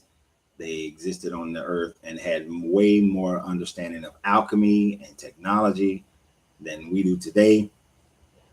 I think they knew how to make the Philosopher's Stone. This is why they were able to live as long as they lived. I think the Philosopher's Stone has been. This is just me. Yeah, I'm gonna go off into my conspiracy theory. All right. I know, who is it on Facebook? Paul. I know Paul gonna have something to say about this one. Paul Martin. I want Facebook to come back up before I say this. Facebook is tripping today. This brother's story is prominent. But I think that the technology has moved, and one thing I do know, I know this is not conspiracy. When I was in the Marine Corps, I had privy to certain information that I'm not going to tell y'all about.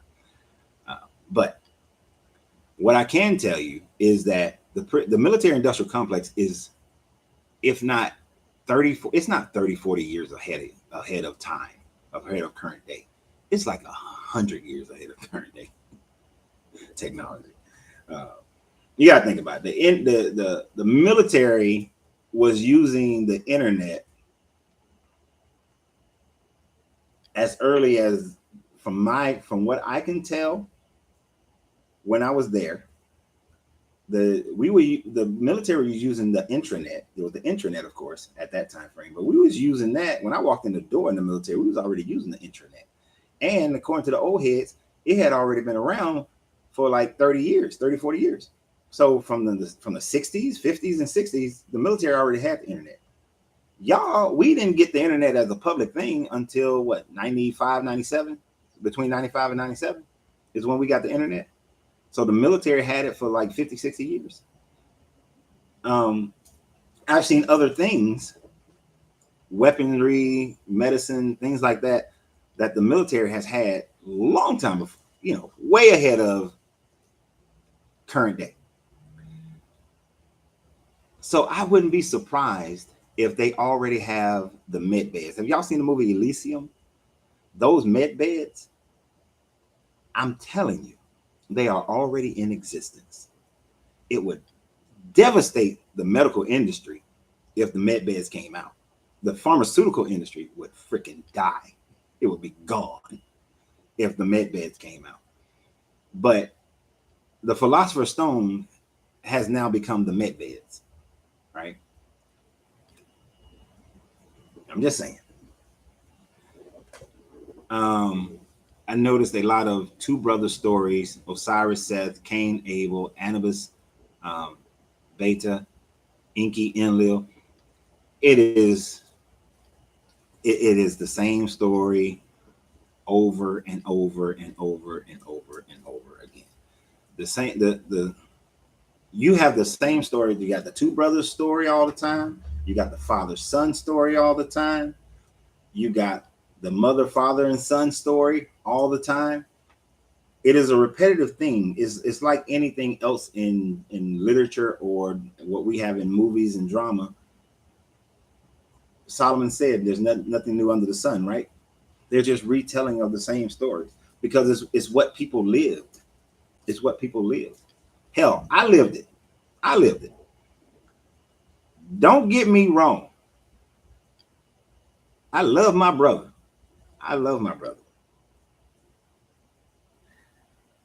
But I couldn't stand his ass when we was growing up. I couldn't stand my brother. He's only 3.5 years older than me, but I couldn't stand his ass when we was growing up because he was mean to me, as far as I'm concerned. He favored his friends over me when we was growing up. So I didn't like him, but I wanted his approval so bad. Like, I changed my position in football. Sports is a great example of it. I never struck when I played baseball until my eyes went real bad and my mother couldn't afford glasses. So I stopped playing baseball when she couldn't afford the glasses. But I was on that track to play professional baseball. I had only struck out 3 times in my life before my eyes went bad. And all 3 times because I was trying to gain the approval of my brother. To use a bat that was way too fucking heavy for me. But I was trying to gain his approval. I was a hella tight end. But my brother insisted that I should play linebacker, play defense, because my uncle played defensive end. He played linebacker. Stop playing offense, stop playing tight end. You need to play linebacker. So I switched over and played linebacker, which was not the best position for me. I was too light in the ass back then. But I could play tight end, which eventually I would move to a slot receiver. And I was good as hell. I was better at those positions. Still got college, scouts and scholarships for football playing linebacker. But as soon as I got to the college, they wanted me to play cornerback, which I had no idea how to play cornerback. But the point is, I couldn't stand my brother, but I always wanted his approval. And later on in life, when I become an adult, my brother becomes an adult, we created the bond of brothers. You have that same story happening in a lot of these other stories. What is it? Jacob and Esau, right? Same thing. The older brother, well, this one, the younger brother was the asshole to the older brother. And sometimes I was the asshole to my brother, But as they got older, Esau becomes like, hey, man, just come on back. We family. Joseph and all his brothers got problems, but at the end, we all family. You have those struggles between brothers is a common theme throughout the entire book. And it happens over and over again.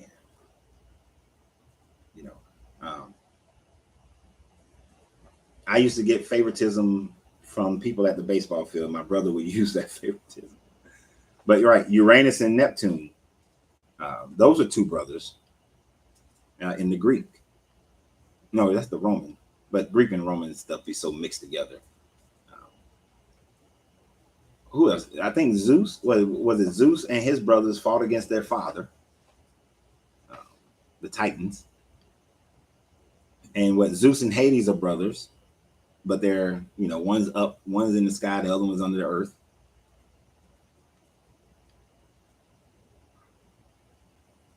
So yeah, the brother theme is just a continued story. Osiris and Seth. Osiris, the older brother, becomes king. They get jealous. Seth get jealous because Isis favors Osiris, who is their sister. Isis and Osiris get together. Seth tricks Osiris into getting in his coffin, kills him. Then Isis runs away. Thoth helps her to find all the body parts except for his penis. They get back. She puts him back together. He's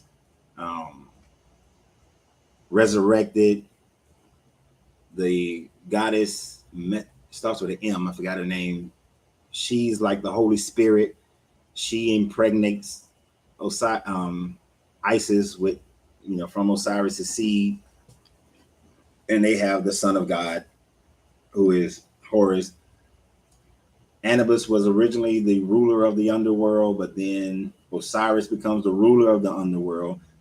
Anubis becomes the guide and judge before you can go into the field of reeds. Horus becomes the son who takes on your sins. If you can't fulfill all the confessions of Ma'at, he takes on your sins so that Anubis can then let you into the field of reeds. And, so that crocodile deity, was it Sobek? Doesn't devour your heart. Just tell these stories, not perfectly exactly the same, but close enough that you're going to borrow from it. And they're never going to be exactly the same.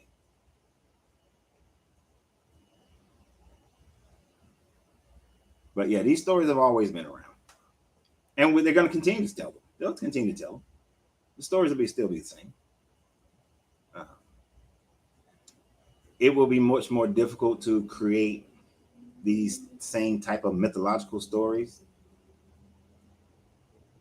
in our era and the era coming, because we are closer to the pre-Younger Dryas civilizations than our ancestors were, right? But if we ever go through these apocalyptic things and then we're left with some dystopian planet, they'll make up some, and the knowledge is lost and people and civilization is reset. They'll make up some damn stories. They'll make up some stories. The Twin Towers would turn into two brothers. It'll be something like that. America and the Cold War will be America and the Soviet Union were two brothers who warred against each other. Yeah. And it'll be based on limited information. And then somebody will just make up some shit to make it fit. That's how all these stories go. And that's how they'll continue to go. The only difference, hopefully we are like, not Elysium. Have you seen Moonfall? We'll be like Moonfall, well, except for I don't know, with the AI thing, we might be like Moonfall. The AI takes over, and instead of the Terminator or the Matrix type situation, we send out these diospheres civilizations to go and restart on some of these other Earth-like planets around other stars and trying to escape and live. Because going to Mars now, man, please.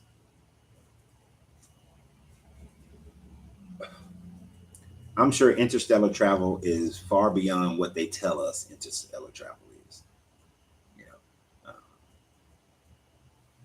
I'm sure that at some level, I almost got it.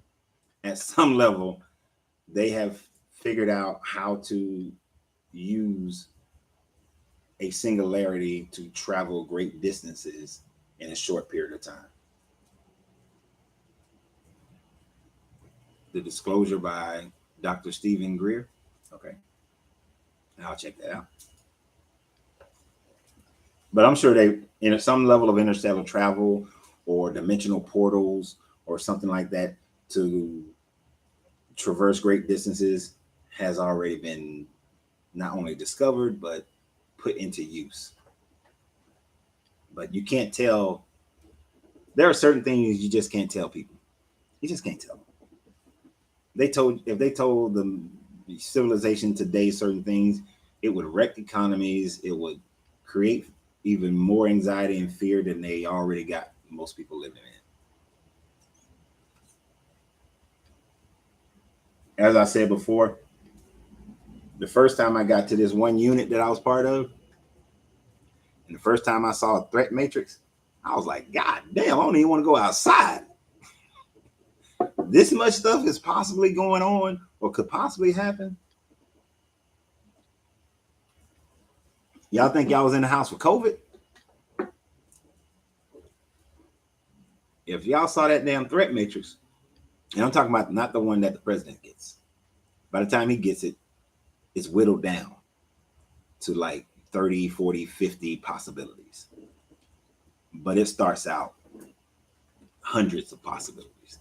And then each command, each headquarters command for certain areas whittle down, and then the other agencies whittle them down, and then all that comes in, whittled down some more based on evidence of possibility and probability, and then boom, he gets the one that only has about 30 to 50 different possibilities, actionable possibilities, and then make decisions based on that. But the whole one, y'all wouldn't go outside. Barely go outside as it is. How many of y'all know y'all neighbors? Well, not just your neighbor. How many of y'all know the majority of at least half the people in your neighborhood? I speak to two, three of them. Don't know none of them. Religion keeps many spiritually enslaved. Oh, most surely. That's the purpose of it. That is the purpose of it. Got to keep you enslaved to the system. If you ever got out of it, then they wouldn't be able to control you. And then the things that would make life better, they're not willing to take the loss. Like I was talking about med beds, right?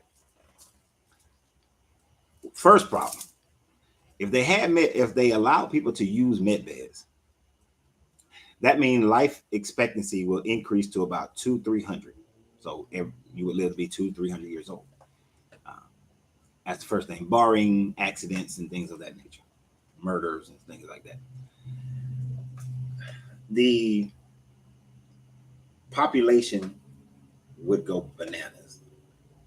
You can't have something like that until we are living under the sea or living on the moon or Mars or some other planet, because it's already too many people on the planet right now.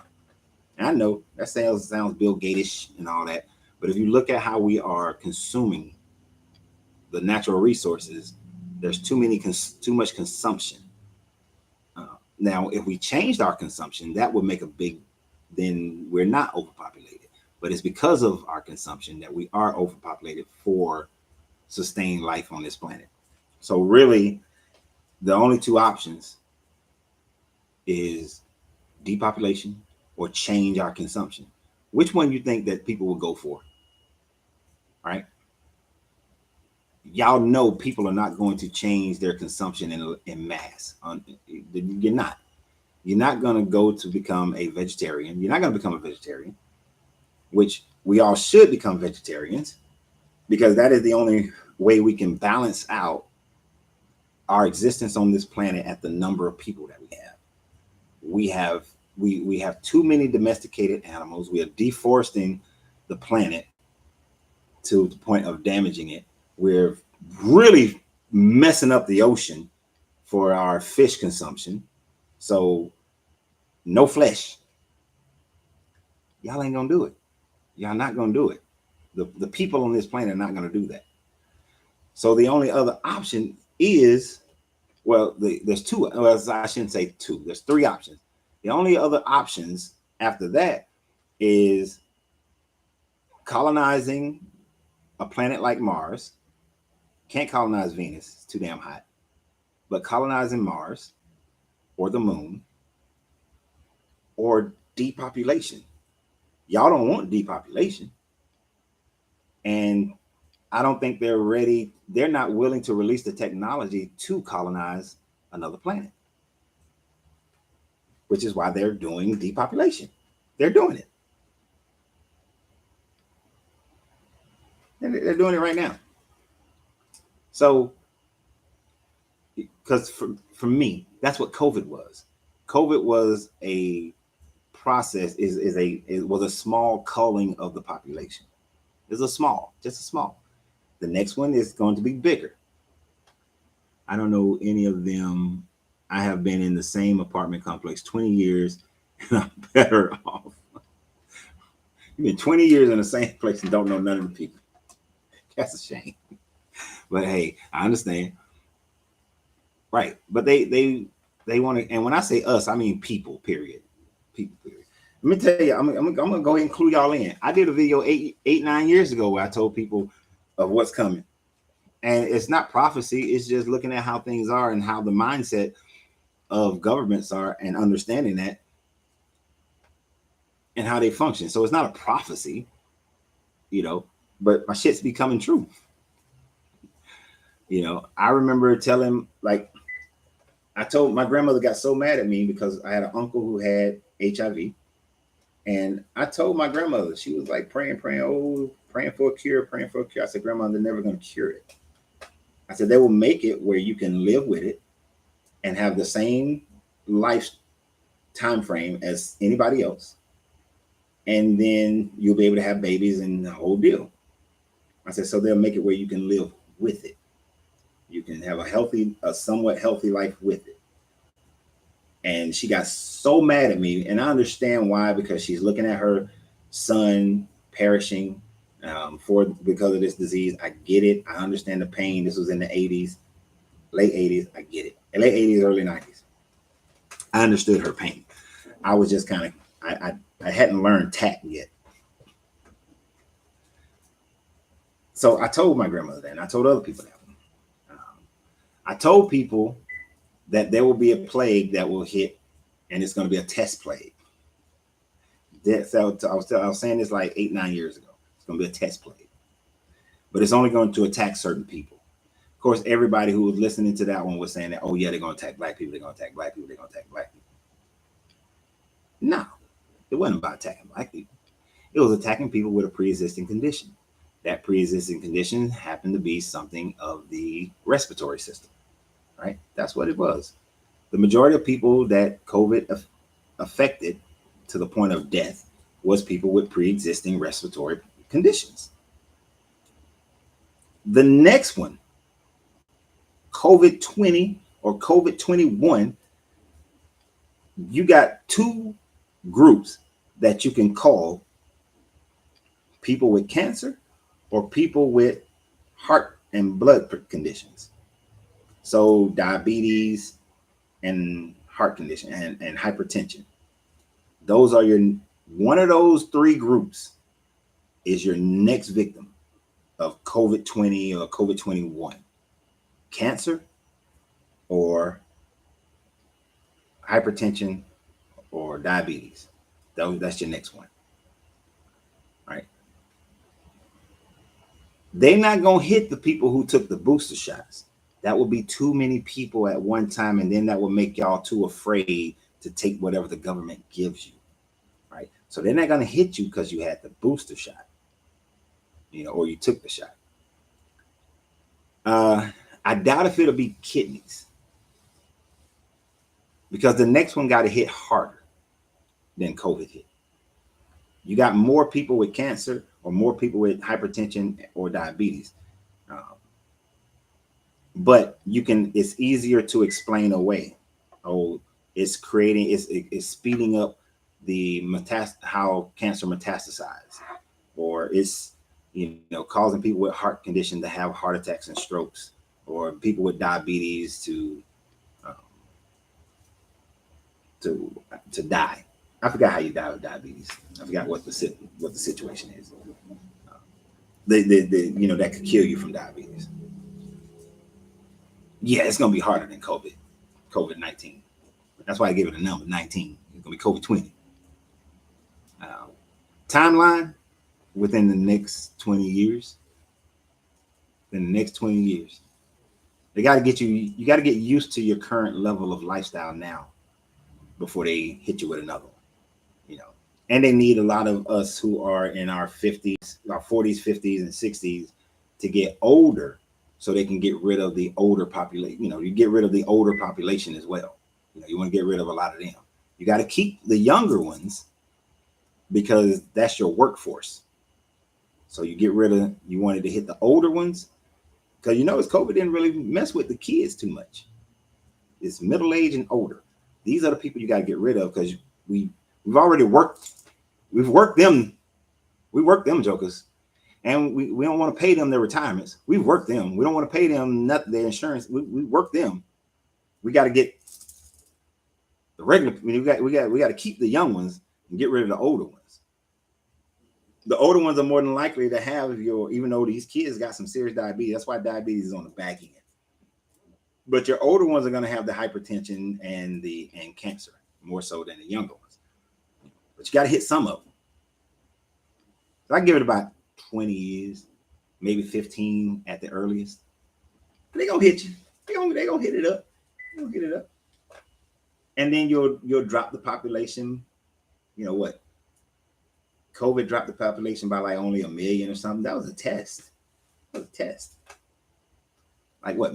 I don't know how many people died of COVID. What was it, about 3 million, 2 million, 1 million, something like that? It was a small percentage compared to the number of people on the planet. Hell, let me look at it. Hell, I got Dr. Google. We all got Dr. Google.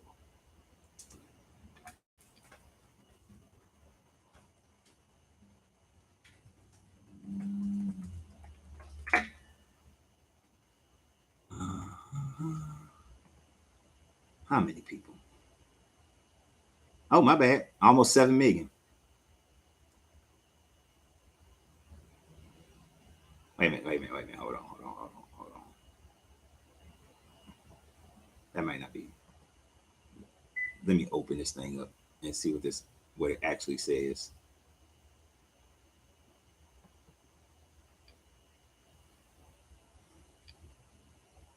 My internet's a little slow today.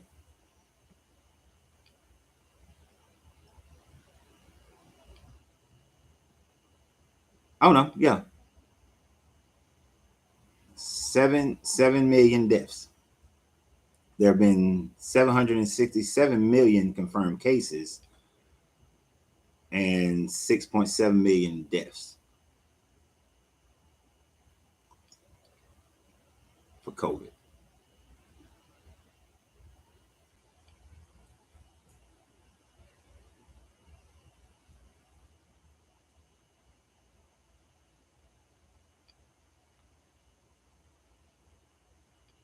Yeah. Now, 7 million might seem like a lot if you're looking at it from the perspective of just the number 7 million. But when you compare 7 million to 8 billion on the planet,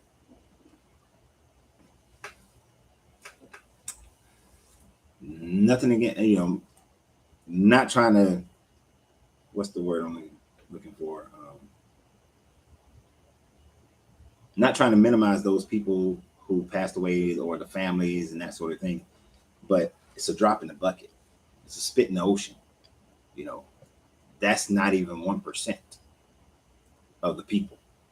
That's less than 1%. of the people on the planet.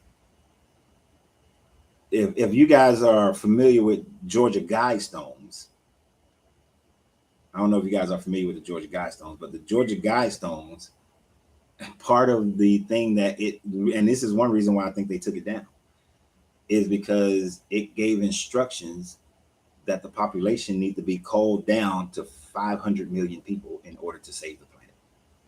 In order to save the planet in our current way of living, the planet need to be reduced down to 500 million. Because our current rate in the next 50 years, we will go from 8 billion to 20 to 16 billion people on the planet.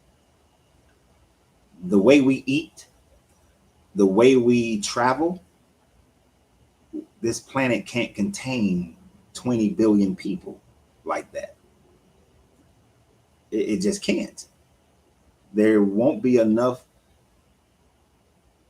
One of the reasons why, like in Africa, people are becoming millionaires in farming is because there's not enough farmers to feed the people on the planet. We need more farmers. You know, when I talk to people about going to Africa to start a business, the first business that I tell them they should be starting is something dealing with feeding people, whether it's food processing the food that they comes off the farm, or actually growing the freaking food, or building, grocery stores. But feeding people is the biggest, is going to become the biggest, one of the top businesses in Africa in the next 20 years. And in the next 30 to 40 years, we're going to have twice the population we have today. So they have to do. That's why I only give it about 15 years. At 15 years, COVID-20. Hell, it might happen. You know what? Now that I think about it, it might happen in 10. It might happen in 10. Be 2033, COVID-20. Seems to be attacking people with cancer. That's why they won't let there's a girl in Georgia. She's been trying for at least 10 plus years to get funding to use nanotech to kill cancer. She's proven that it works, but she cannot get funding to do her clinical trials. It'll cost about $10 million to do clinical trials. It costs about $10 million. She can't get funding to do her clinical trials to be able to put it out, do those final clinical trials on humans, to put it out, because they can't allow that. That's one reason why I think cancer is going to be one of those things that they're going to do, because this girl should have been funded. She should have been funded, but they ain't gonna do it. No, we gotta get rid of some of y'all. The only other option is populating Mars. Got to populate Mars. Got to figure out a way. Or travel to, I think the closest Earth-like planet is like 400 million light years away, or some shit like that. They found like four or five different planets that are similar or in that habitable zone for humans. Now, how they find them? Somebody had to go there, or something went there, some probes or something. Some think that it was satanic. I don't think it was. Is how to save the earth. Something it was satanic. I don't know. I don't think it was. It was how to save Earth's balance. You talking about the calling of the people? Yeah, they're gonna. If we talk about that in here often, we talk about that in here every now and then, and they look at me funny because I tell them, hey man, some of y'all gotta go. Sorry. Unless we go colonize somewhere, y'all gotta go. Because otherwise, the planet is gonna die. Or it'll be like Elysium. The wealthy and the rich will be on some diosphere that you can see up in our atmosphere. And the wealthy will be up there. Everybody else gonna be down here being policed by robots and all this kind of stuff and being treated like shit to facilitate the lifestyle of those people up there in the diaspora. What do you think of lab-grown meat? It's disgusting. It's a disgusting idea, but it's what is what people are trying to do to feed people on the planet. People are not going to stop eating meat. Not on wholesale. People are not going to do it. They're not going to do it. So they have to be able to produce alternative ways of feeding people. That's why they're using plastic to make rice. But in time, as that becomes popularized, this is another reason COVID-20 gonna hit. I think cancer is the one that's gonna hit. Is the processed foods that you're already eating, the chemicalized foods that we're already eating, all the meat that we're already eating. The processed meat gonna have some bullshit in it. Everybody is already born with cancer cells. We not went so far away from astrotheology. Everybody's already born with cancer cells. It's just gonna feed those. It's gonna feed those cancer cells. And then COVID-20 gonna hit, boom. Within a year, it's just gonna dying. It's gonna be like the Black Plague. What the Black Plague and the Spanish flu, they killed about it's estimated 70 to 90% of the European population. Boom. And the jacked up stuff in the water, all that shit coming together. Death becomes you. And then the survivors, the people who survive it will be the people who led a healthier lifestyle. Those are going to be the ones who survive it, or who have access to superior medicine. And that superior medicine is going to be something like those med beds. Now, they're going to let some of the wealthy die. You have to let some of them die. You have to let some of the higher ups die. You can't have it where just the rich people are surviving. Some of them have to die too, right? Yep, I was saying them Georgia Guidestones. Told you, got to cool down, got to get the population down. But some of the wealthy people do have to die. Otherwise, the people, if not enough of them die, then it's the conspiracy doesn't work. Then the people will rise up, because it's like, hold on, they'll recognize more of the truth. That's why some of the but if you notice, most of those rich people who did die, they were old. They were old. You didn't have a lot of young rich people die or middle-aged rich people die. You had old rich people die, or old people who had power die. Your Colin Powell, which I hated for that, because I met him one time. Well, actually, no, I met him twice, 2 times. He said, "Yeah, Georgia Guidestones seem like the plan." Yeah, it's the plan. They told you. They put it right in your face. But you saw they took them down. They took them Georgia Guidestones down. But yeah, I don't. And I got tricked into eating a lot of meat here in the last like 9, 10, 11 months. And I say tricked, but I did it of my own free will and accord, because she cooked so well. But I did tell her, look here, lady, you're gonna have to come in and pull. I gotta pull back on it. Because when this happened, I might be 60, 65. I'm not going through that. I'm gonna be here. It's another reason why I'm leaving America. Food here is jacked up. I need to go where I can get more natural foods. Foods got higher nutrition in it. Can't depend on even the organic markets and all that kind of stuff. That's better than the grocery store, but they gonna get them. They gonna start messing with their stuff too. But it is 106, people, and we have went so far away from astrotheology, which is normally how these videos go anyway. I know Facebook probably missed a whole bunch of information because it kept freezing and stuff. So I'll repost this on Facebook. I'll repost it on there. But we are going to finish out. So tomorrow is, let me grab the book real quick.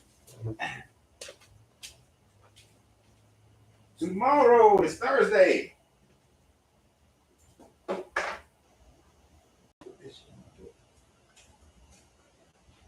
Tomorrow's Thursday. It's book club day. Book club on Thursday. So tomorrow, the Kabbalion. We are still in the Kabbalion on Thursday. We are doing the law of gender starting tomorrow. I am going to have fun with the law of gender because it is going to talk about mental gender. Woo! Got a lot of reading for this one, for the law of gender. So I'm definitely going to have to make sure that we get started right very, very close to 10 o'clock instead of 10:30. And then that will almost be done with the book. Then we'll finalize it with the hermetic axioms. And then we'll go into our next book. So in 3 weeks, we'll be going into our next book. But for the next 2 weeks, we'll finish off the Kabbalion. So I look, go ahead and put that right there so it'll be near me when I'm ready. So that's tomorrow on Thursday, book club. Start thinking about, well, the next book, I think we're doing the Gospel of Thomas after that one. And then we'll continue, and I think after the Gospel of Thomas, I want to do the Tao. So we got a lineup going, and then a long book to do would be Outwitting the Devil by Napoleon Hill. That's a long book. All these books are based on deconstructing as well as rebuilding your personal spirituality, and you can choose. You choose what you like. If you like the Kabbalion, great. If you don't like it, great. I'm not trying to push anything on you. These are books that people suggested, and these are also books that I suggest when people ask me what books should I read, or if you're doing one of my coaching programs. Certain of these books, I tell you, this is your reading list. These are books you need to read in order to, if we're opening your chakras or doing the 11-11 pathway to your greatness. Leadership is a movement. If we're doing these different programs, there are certain books that you read. The Financially on Fire, those books we do read. It's parts of the Kabbalion that we do for Financially on Fire. But those are programs that are on my CoachRenz.com page, CoachRenz.com.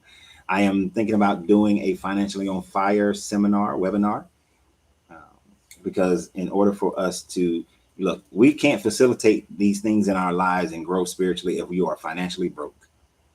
All right. And I know some people are going to get that, they're not going to like this statement, but there is no honor in poverty. There is absolutely no honor in poverty. Can you be happy and be impoverished? Sure. But there is no honor in poverty. So if you are on this pathway of enlightenment, part of your pathway is to be able to increase your finances. And if you want to survive the oncoming onslaught of depopulation, you need to increase your finances. So with that, also go to like my page, in and out to legacy business, in and out to legacy business, in and out to legacy business, as well as Angelina's page. Really, did you know? Some of the things she's talking about weddings and things right now, but did y'all know that the reason why they have the wedding bouquet is because one of the reasons is because everybody was stank back in the day, and so they had the flowers to cover up some of the stank. So she great information just on why we do certain things, traditions, and things of that nature, and where their origins are from. So go like, really, did you know? So great, just you can be like that person sitting in the room and you just know all this arbitrary information, but it's fun, and it's just good to know information. Also helps you to understand where some of these traditions come from, and you can stop doing them. The one she did about the cat got your tongue, the Kemetic origin of cat got your tongue. Oh my damn. I was like, for real? That's messed up. Y'all need to go and check out her videos. They're fun. And it's like, really? These people were cruel or jacked up. You know, the honeymoon one where people were stealing brides, that's jacked up. So go like, really, did you know? Go follow that page. Go follow In and Out to Legacy Business. Actually, I'm about to do a video for that. I got to talk to a guy. I'm going to interview a guy for his In and Out business, and we're going to talk about it because we really need to get this kind of thing down. But go to my coaching page if you want to do some personal coaching. I'm creating a deconstruction, you know, where do I go after religion webinar. I'm creating that, and we'll roll that out as well to do a webinar on that. So with that, I'll see you guys tomorrow, the Kabbalion, 10 o'clock, between 10 and 10:15, you know, but hopefully 10 o'clock, I can have everything squared away and we can get started. So y'all have a great day. Remember, you have to free yourself to be yourself because your greatness is non-negotiable. Good journey, good vibrations. And we are out. And like I said, Facebook, I'll republish this thing on Facebook. Yes, oh wow, Debbie, I know. It's some crazy stuff that people have followed. Later.